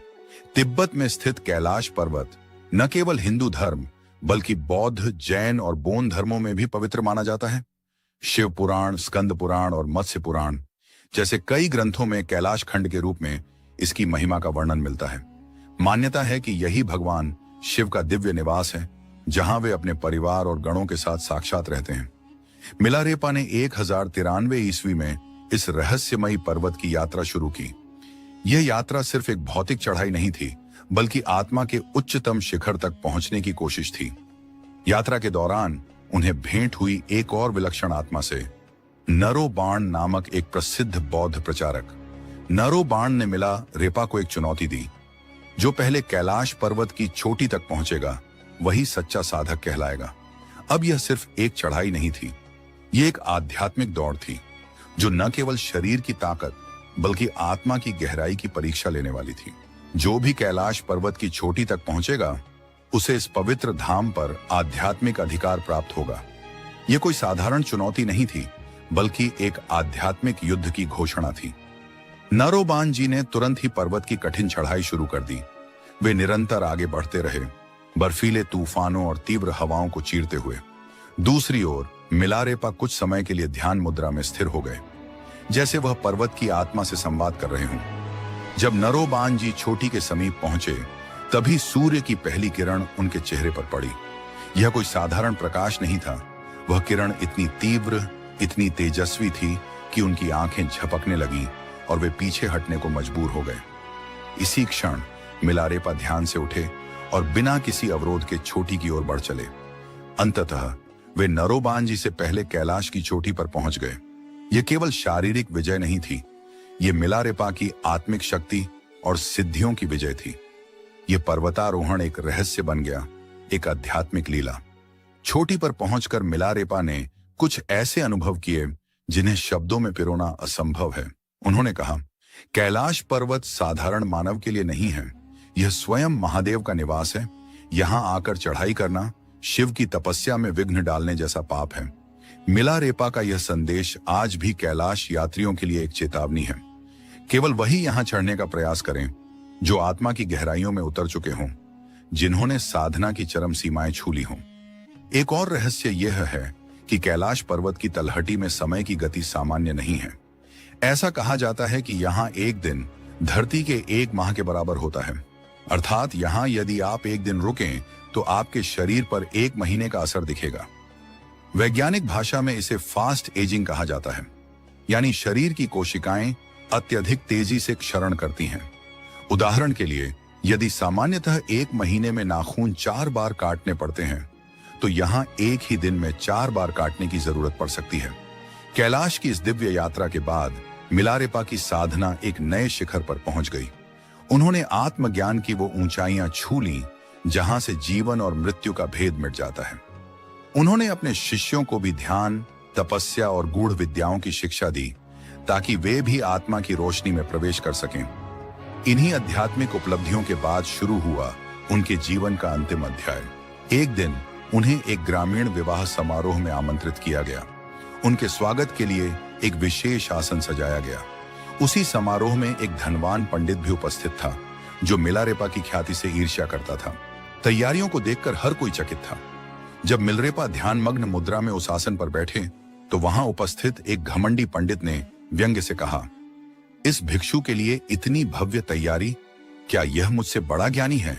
पंडित सीधे मिलारेपा के पास आया और अहंकार में डूबे स्वर में बोला, मैंने सुना है कि तुम बहुत ज्ञानी हो, तो इन ग्रंथों को पढ़कर साबित करो कि तुम्हारा ज्ञान कितना गहरा है। मिलारेपा ने शांत स्वर में उत्तर दिया, सच्चा ज्ञान किताबों से नहीं, अनुभव और आत्म साक्षात्कार से आता है, इसलिए मैं इन सांसारिक पुस्तकों को नहीं पढ़ता। पंडित हंसा और बोला, मैं जानता था कि तुम यही कहोगे, मैं तो तुम्हारा सच सामने लाने ही आया हूं। वह बदतमीजी से बोलने लगा जिससे उपस्थित लोग असहज हो गए। कुछ लोगों ने उसे रोकने की कोशिश की, लेकिन वह और अधिक क्रोधित होकर वहां से चला गया। उसके भीतर अब ईर्ष्या और द्वेष की आग जल उठी थी। उसने बदले की भावना से एक षड्यंत्र रचा, मिलारेपा की हत्या का। एक गरीब महिला को लालच देकर उसने कहा, अगर तुम मिलारेपा को यह विष मिला दही खिला दो तो मैं तुम्हें हीरे का हार दूंगा और शादी का वादा भी करता हूं। लालच में आकर वह महिला विष भरा दही लेकर मिलारेपा के पास पहुंची, लेकिन जैसे ही मिलारेपा ने उसे देखा, वे मुस्कुराए और बोले, मैं यह दही अवश्य खाऊंगा, पर पहले वह हीरे का हार तो ले आओ, क्योंकि शादी का वादा तो केवल एक झूठ है। महिला डर के मारे लौट गई और पंडित को सब कुछ बता दिया। तब पंडित ने हार उसे सौंपा और फिर से भेजा।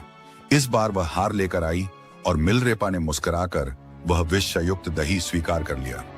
जैसे ही उन्होंने दही खाया, महिला रोते हुए उनके चरणों में गिर पड़ी और क्षमा मांगने लगी।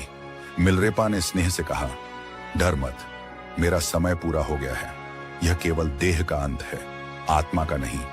वह महिला जो एक षड्यंत्र का हिस्सा बनी थी, अब मिलारेपा की शिष्या बन गई। मिलारेपा ने अपने सभी शिष्यों को एकत्र किया और कहा, मैं शीघ्र ही इस शरीर को त्यागने वाला हूं। मेरे अंतिम संदेश को सुनने स्वयं देवगण भी प्रतीक्षा कर रहे हैं। आकाश से पुष्पों की वर्षा होने लगी, सुगंधित हवाएं बहने लगीं और दिव्य संगीत गूंजने लगा। ऐसा प्रतीत हो रहा था मानो स्वयं सृष्टि उन्हें विदा देने आई हूं। अब आइए जानते हैं कुछ अनसुने तथ्य मिलारेपा के बारे में। मिलारेपा का अर्थ है कॉटन क्लैड, यानी सूती वस्त्र धारण करने वाला। वे सदा एक पतले सफेद वस्त्र में लिपटे रहते, जिसे रेपा कहा जाता है। यहां तक कि कठोर सर्दियों में भी वे ऐसा ही वस्त्र पहनते थे। उनकी तपस्या इतनी गहन थी कि बर्फीली गुफाओं में केवल बिच्छू घास खाकर जीवित रहे। इसी कारण कई चित्रों में उन्हें हरी त्वचा वाला दर्शाया गया है। मिलरेपा ने हिमालय की पवित्र चोटियों, झीलों और गुफाओं में साधना करते हुए 1 लाख से अधिक गीतों की रचना की थी। ये गीत उनके आत्मबोध, ध्यान और अनुभव की गाथाएं हैं जो आज भी साधकों को राह दिखाते हैं। तो यह थी संत मिलरेपा की प्रेरणादायक गाथा, जो सिखाती है कि सच्चा ज्ञान न किताबों में है न पद में, वह तो आत्मा की गहराइयों से प्राप्त होता है। अपने विचार हमें कमेंट में जरूर बताएं। मिलते हैं जल्द ही एक नए प्रेरणादायक वीडियो में। जय हिंद, जय भारत। कैलाश पर्वत, एक अनसुलझा रहस्य जो विज्ञान की समझ से भी परे है। कैलाश पर्वत एक ऐसा स्थान जो सदियों से रहस्यों में डूबा हुआ है। यहाँ की कहानियां सिर्फ पौराणिक ग्रंथों तक ही सीमित नहीं हैं, बल्कि आधुनिक विज्ञान भी इस पर्वत के रहस्यों को समझने में असमर्थ है।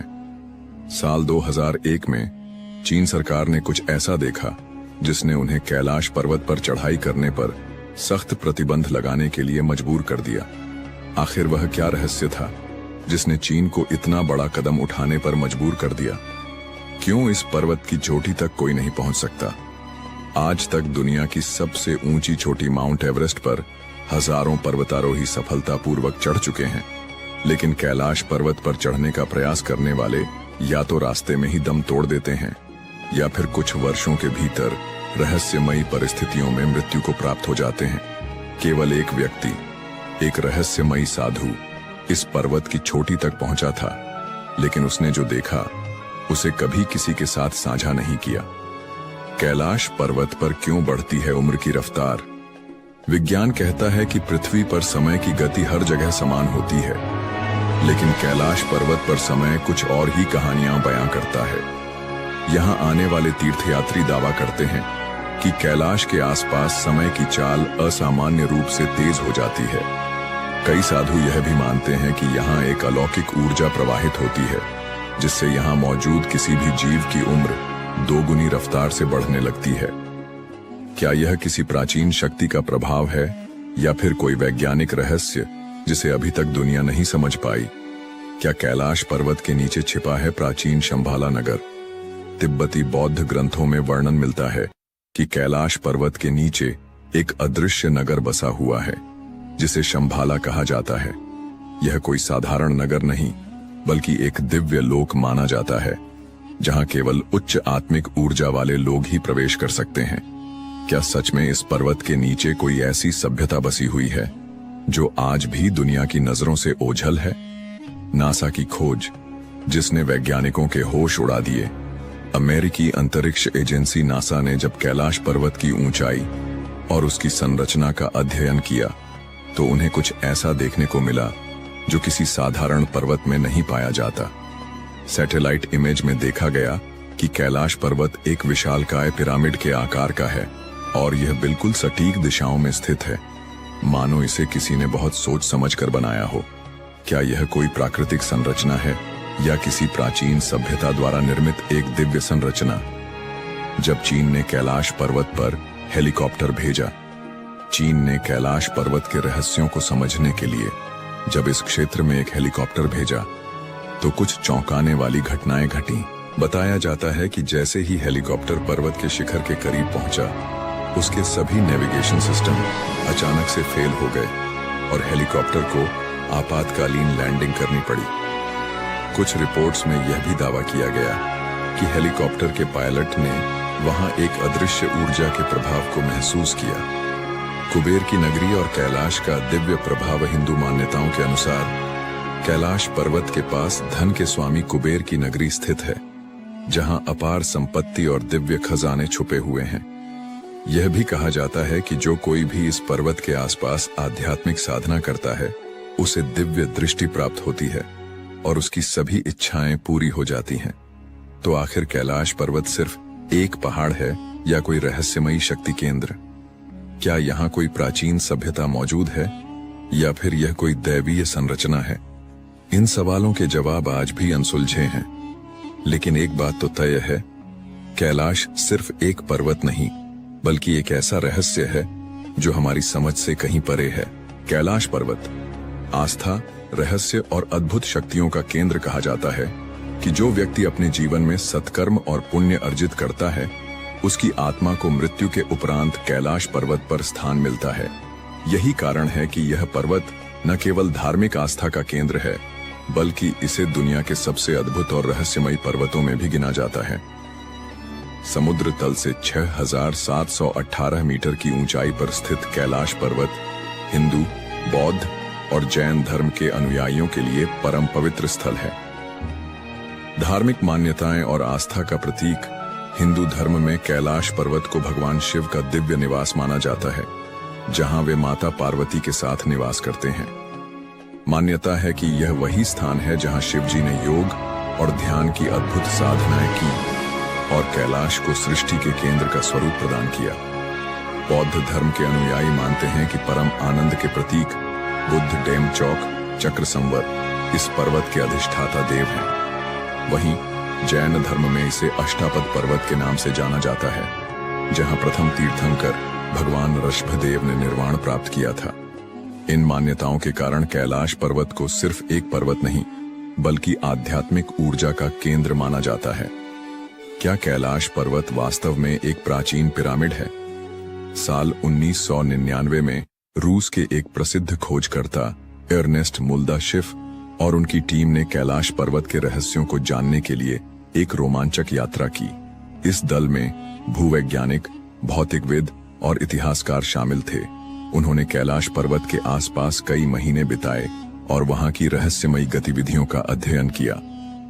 मुल्दाशिफ ने अपनी किताब where do we come from में इस यात्रा के अनुभवों का उल्लेख किया, जिसमें उन्होंने दावा किया कि कैलाश पर्वत वास्तव में एक प्राचीन मानव निर्मित पिरामिड हो सकता है, जो हजारों साल पहले किसी उन्नत सभ्यता द्वारा बनाया गया था।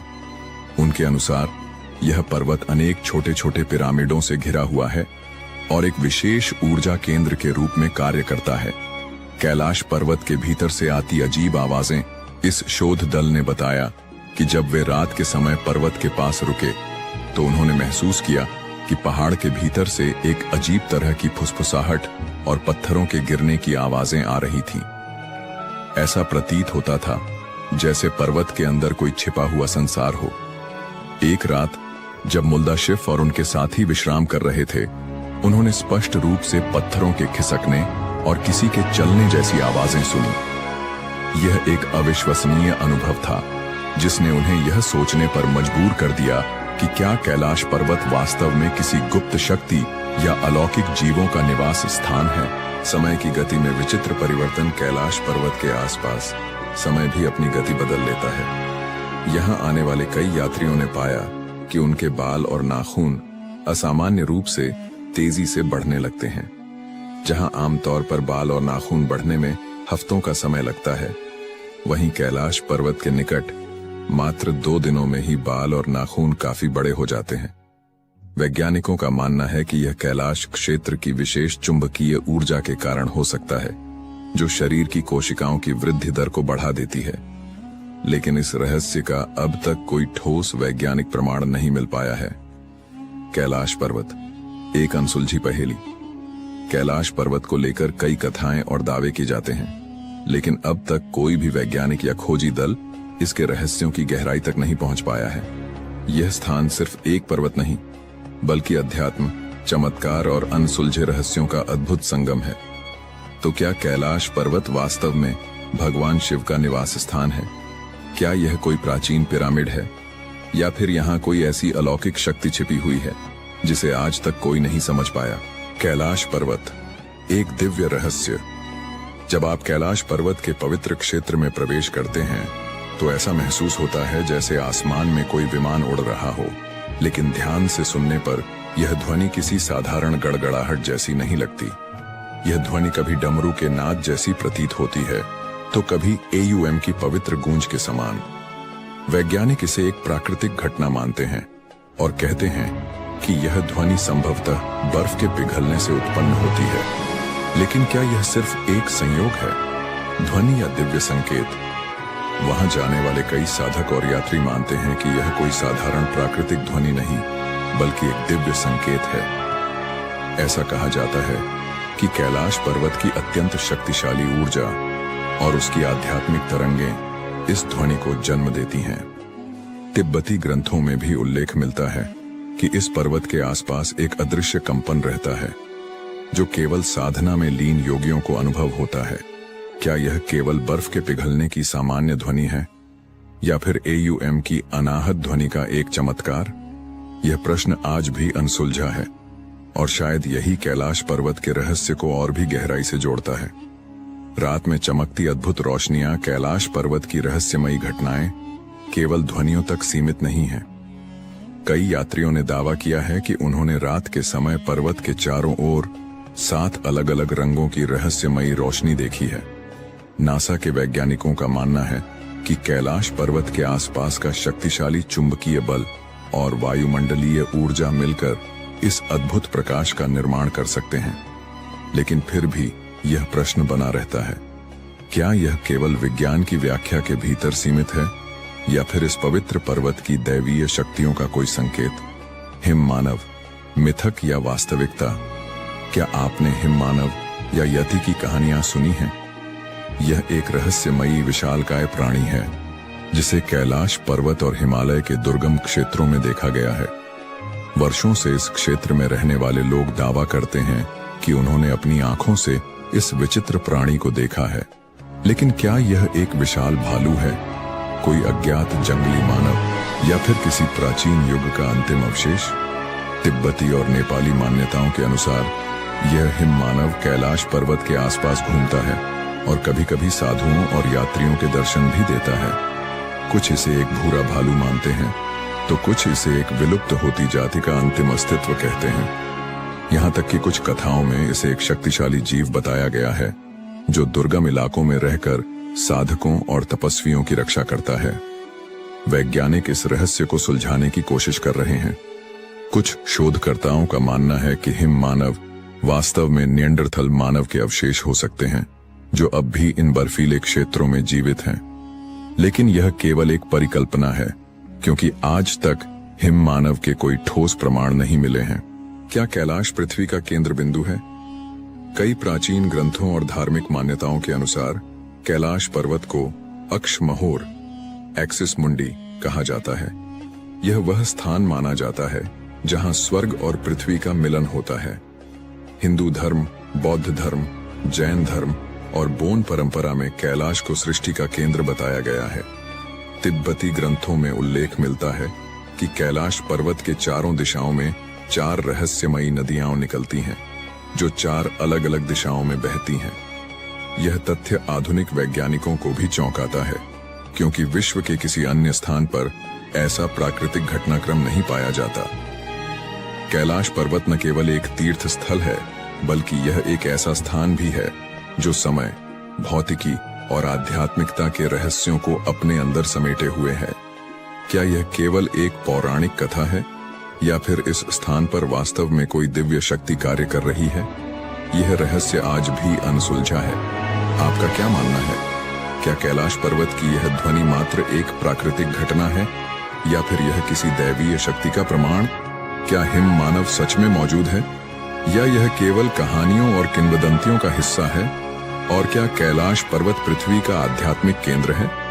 इसका उत्तर खोजने के लिए हमें विज्ञान और आध्यात्मिकता के बीच संतुलन बनाना होगा। लेकिन एक बात निश्चित है, कैलाश पर्वत का रहस्य आज भी उतना ही गहरा है जितना हजारों साल पहले था। कैलाश पर्वत का अद्भुत रहस्य, समय की गति और रहस्यमय झीलें। कैलाश पर्वत सदियों से रहस्य, आध्यात्म और चमत्कारों का केंद्र रहा है। यह केवल एक पर्वत नहीं बल्कि एक ऐसा स्थान है जहां प्रकृति के नियम भी विचित्र ढंग से कार्य करते हैं। कहते हैं कि यहां समय की गति सामान्य नहीं रहती। जो कुछ हफ्तों में घटित होना चाहिए वह यहां चंद दिनों में ही पूरा हो जाता है। यही नहीं, यहां आने वाले कई यात्रियों ने यह अनुभव किया कि उनकी त्वचा समय से पहले ही बूढ़ी दिखने लगी। वैज्ञानिक भी इस पहेली को समझने में असमर्थ हैं। रूसी चिकित्सक डोनाल्ड अर्नेस्ट मुल्दाशिफ ने अपने संस्मरणों में एक आश्चर्यजनक घटना का उल्लेख किया है। उन्होंने बताया कि एक साइबेरियाई पर्वतारोही दल कैलाश पर्वत की चोटी तक पहुंचने के प्रयास में था, लेकिन जैसे ही वे एक विशेष बिंदु तक पहुंचे, कुछ ही क्षणों में उनकी उम्र असामान्य रूप से बढ़ने लगी। वे देखते ही देखते वृद्ध दिखने लगे। इससे भी अधिक आश्चर्य की बात यह थी कि उस घटना के बाद उन पर्वतारोहियों की उम्र इतनी तेजी से बढ़ी कि महज 1 वर्ष के भीतर ही वे मृत्यु को प्राप्त हो गए। क्या यह कोई प्राकृतिक घटना थी या फिर कैलाश पर्वत पर कोई अदृश्य शक्ति कार्य कर रही थी? 2 झीलें, 2 विपरीत शक्तियां। कैलाश पर्वत के आधार पर स्थित 2 झीलें, मानसरोवर और राक्षस ताल, जो एक दूसरे के बेहद करीब हैं, लेकिन स्वभाव में पूरी तरह भिन्न हैं। ऐसा लगता है मानो ये झीलें प्रकृति के 2 अलग अलग पहलुओं का प्रतिनिधित्व करती हैं। एक सकारात्मक ऊर्जा का स्रोत तो दूसरी नकारात्मक शक्तियों का प्रतीक। मानसरोवर झील को दुनिया की सबसे ऊंची मीठे पानी की झील माना जाता है। इसका पानी निर्मल, शांत और जीवनदायिनी ऊर्जा से भरा हुआ है। झील का आकार गोल है, जो सूर्य की आकृति को दर्शाता है, और इसका जल इतना शुद्ध है कि इसमें स्नान करने से आत्मा तक पवित्र हो जाती है। आश्चर्य की बात यह है कि इतनी ऊंचाई पर स्थित होने के बावजूद यह झील कभी जमती नहीं और इसके जल में लहरें नहीं उठती। ऐसा माना जाता है कि इस झील के पास ध्यान करने से आत्मिक शांति की अनुभूति होती है। इसके ठीक विपरीत स्थित राक्षस ताल एक खारे पानी की झील है, जहां जीवन का कोई अस्तित्व नहीं है। यह हमेशा अशांत रहती है, जैसे किसी दैवीय क्रोध या रहस्यमय शक्ति से ग्रसित हो। पौराणिक कथाओं के अनुसार यह झील रावण से जुड़ी हुई है। कहा जाता है कि कैलाश पर्वत पर भगवान शिव की तपस्या करने से पहले रावण ने इसी झील में स्नान किया था। जैसे ही उसने इसमें डुबकी लगाई, झील की ऊर्जा बदल गई और इसमें आसुरी शक्तियों का प्रभाव बढ़ गया। इसके बाद रावण की सोच में भी बदलाव आ गया और उसने अपनी इच्छाओं की पूर्ति के लिए शिव जी को प्रसन्न करने का कठोर संकल्प लिया। ये सोचने वाली बात है कि एक ही क्षेत्र में स्थित 2 झीलें इतनी अलग क्यों हैं? क्या यह महज एक संयोग है या फिर कैलाश पर्वत की दिव्यता का कोई गूढ़ रहस्य? रहस्यमय ध्वनि और अनसुनी घटनाएं जो लोग कैलाश पर्वत और मानसरोवर झील के करीब जाते हैं, वे अक्सर एक अनोखी ध्वनि सुनने की बात कहते हैं। यह ध्वनि किसी पवित्र मंत्र या गूंजती हुई ओमकार की तरह प्रतीत होती है। वैज्ञानिक इसे प्राकृतिक घटनाओं का परिणाम मानते हैं, लेकिन कई साधु और तपस्वी इसे देवताओं की उपस्थिति का संकेत बताते हैं। इसके अलावा कुछ तीर्थयात्रियों ने यह भी दावा किया है कि जब वे कैलाश पर्वत की परिक्रमा कर रहे थे तो उन्होंने रहस्यमय छायाओं और प्रकाश पुंजों को देखा। कुछ लोगों का मानना है कि यह देवताओं का निवास स्थान है, जहां आम मनुष्यों का पहुंचना संभव नहीं। क्या कैलाश पृथ्वी पर एक दिव्य लोक है? कई विद्वानों और आध्यात्मिक गुरुओं का मानना है कि कैलाश पर्वत केवल एक भौगोलिक संरचना नहीं, बल्कि एक दिव्य लोक है। यहाँ ब्रह्मांड की ऊर्जाएं कार्यरत हैं, जो साधारण मानव इंद्रियों से परे हैं। इस स्थान का रहस्य समय की गति में विचित्र बदलाव और 2 झीलों की अद्भुत भिन्नता यह सिद्ध करती है कि कैलाश पर्वत केवल एक पर्वत नहीं, बल्कि स्वयं एक चमत्कारी शक्ति है। आपका क्या मानना है? क्या कैलाश पर्वत सच में एक अदृश्य शक्ति का केंद्र है, या यह महज हमारी कल्पना का हिस्सा है? रहस्यमय कैलाश पर्वत, जहां विज्ञान भी चौंक जाता है। कैलाश पर्वत, जिसे भगवान शिव का दिव्य निवास कहा जाता है, सदियों से आस्था, रहस्य और अध्यात्म का केंद्र बना हुआ है। इस पवित्र पर्वत पर चढ़ाई करने की अंतिम कोशिश वर्ष 2001 में हुई थी, जब चीन ने अपनी ओर से स्पेन की एक पर्वतारोही टीम को इसकी चोटी तक पहुंचने की अनुमति दी थी। लेकिन आश्चर्य की बात यह है कि अत्याधुनिक उपकरणों और पूरी तैयारी के बावजूद यह टीम भी कैलाश की चोटी तक नहीं पहुंच सकी। ऐसा कहा जाता है कि यह केवल एक पर्वत नहीं, बल्कि एक दैवीय शक्ति का केंद्र है, जहां साधारण मानव के लिए प्रवेश करना संभव नहीं। इसी मान्यता के चलते चीन ने भी इस पर्वत पर चढ़ाई करने पर पूरी तरह से प्रतिबंध लगा दिया। क्यों है कैलाश पर्वत अद्भुत? कैलाश हमें यह याद दिलाता है कि दुनिया में कुछ चीजें इंसानी दायरे से बाहर होती हैं। केवल भौतिक शक्ति से इस पर्वत को जीतना संभव नहीं, बल्कि यहाँ पहुंचने के लिए आध्यात्मिक ऊर्जा और परम चेतना की आवश्यकता होती है। शायद यही कारण है कि आज तक कोई भी इसकी चोटी पर पैर नहीं रख सका। कैलाश की रहस्यमयी छाया स्वस्तिक और एयूएम का प्रकट होना, कैलाश पर्वत पर घटने वाली कुछ घटनाएं विज्ञान को भी चुनौती देती हैं। जब सूर्य इस पर्वत के पीछे ढलता है तो इसकी छाया में एक अद्भुत स्वस्तिक का प्रतीक उभरता है। यह वही स्वस्तिक है जिसे हिंदू धर्म में शुभता और समृद्धि का प्रतीक माना जाता है। यह दृश्य ऐसा प्रतीत होता है जैसे भगवान शिव और सूर्यदेव के बीच कोई आध्यात्मिक संवाद स्थापित हो रहा हो। इसके अलावा जब कैलाश पर्वत पर बर्फ गिरती है तो उसकी संरचना से दक्षिण दिशा से देखने पर एयूएम ओम का दिव्य चिन्ह उभरता है। यह वही एयूएम है जो ब्रह्मांड की आदिशक्ति और चेतना का प्रतीक माना जाता है। इस दृश्य को देखकर ऐसा लगता है मानो स्वयं प्रकृति और आध्यात्मिकता का संगम इस पर्वत पर सजीव हो उठा हो। क्या कैलाश पर्वत स्वर्ग की सीढ़ी है? प्राचीन ग्रंथों में कहा गया है कि कैलाश पर्वत केवल एक पर्वत नहीं, बल्कि स्वर्ग और पृथ्वी के बीच एक पवित्र धुरी है। रामायण के अनुसार रावण ने इस पर्वत पर स्वर्ग तक पहुंचने के लिए एक सीढ़ी बनाने का प्रयास किया था। हालांकि भगवान शिव की कृपा से यह प्रयास असफल रहा। महाभारत में भी इसका उल्लेख मिलता है, जहां पांडव और द्रौपदी मोक्ष प्राप्ति के लिए कैलाश पर्वत की ओर बढ़ते हैं। यह माना जाता है कि जो भी इस पर्वत के रहस्यों को समझने और आत्मसात करने में सफल होता है, वह जन्म मृत्यु के चक्र से मुक्त होकर परम धाम की ओर चला जाता है। क्या कैलाश एक ऊर्जा स्तंभ है? कुछ वैज्ञानिकों का मानना है कि कैलाश पर्वत केवल एक साधारण पर्वत नहीं, बल्कि एक ऊर्जा स्तंभ एनर्जी एक्सिस है, जिससे एक अदृश्य कंपन वाइब्रेशनल फ्रीक्वेंसी निकलता है। कुछ लोगों का तो यह भी दावा है कि कैलाश पर्वत के पास पहुंचने पर समय का एहसास बदलने लगता है। यात्री बताते हैं कि यहाँ घड़ियां तेज चलने लगती हैं, शरीर पर अजीब ऊर्जा का प्रभाव महसूस होता है और यहाँ तक कि कई लोगों के बाल और नाखून असामान्य रूप से तेजी से बढ़ने लगते हैं। क्या कैलाश इंसान की पहुंच से परे रहेगा? इतिहास गवाह है कि जितनी भी पर्वतारोहण टीमों ने कैलाश की चोटी पर पहुंचने की कोशिश की, उन्हें किसी न किसी अदृश्य शक्ति ने रोक दिया। यह केवल एक साधारण पहाड़ नहीं, बल्कि शिव का धाम है, जहां प्रवेश करने के लिए केवल शारीरिक बल नहीं, बल्कि आध्यात्मिक शुद्धता की आवश्यकता होती है। शायद यही कारण है कि आज तक कोई भी इस पर्वत की चोटी पर कदम नहीं रख सका। तो क्या कैलाश हमेशा के लिए मानव सभ्यता की पहुंच से परे रहेगा, या फिर भविष्य में कोई इसका रहस्य खोल सकेगा? यह तो आने वाला समय ही बताएगा।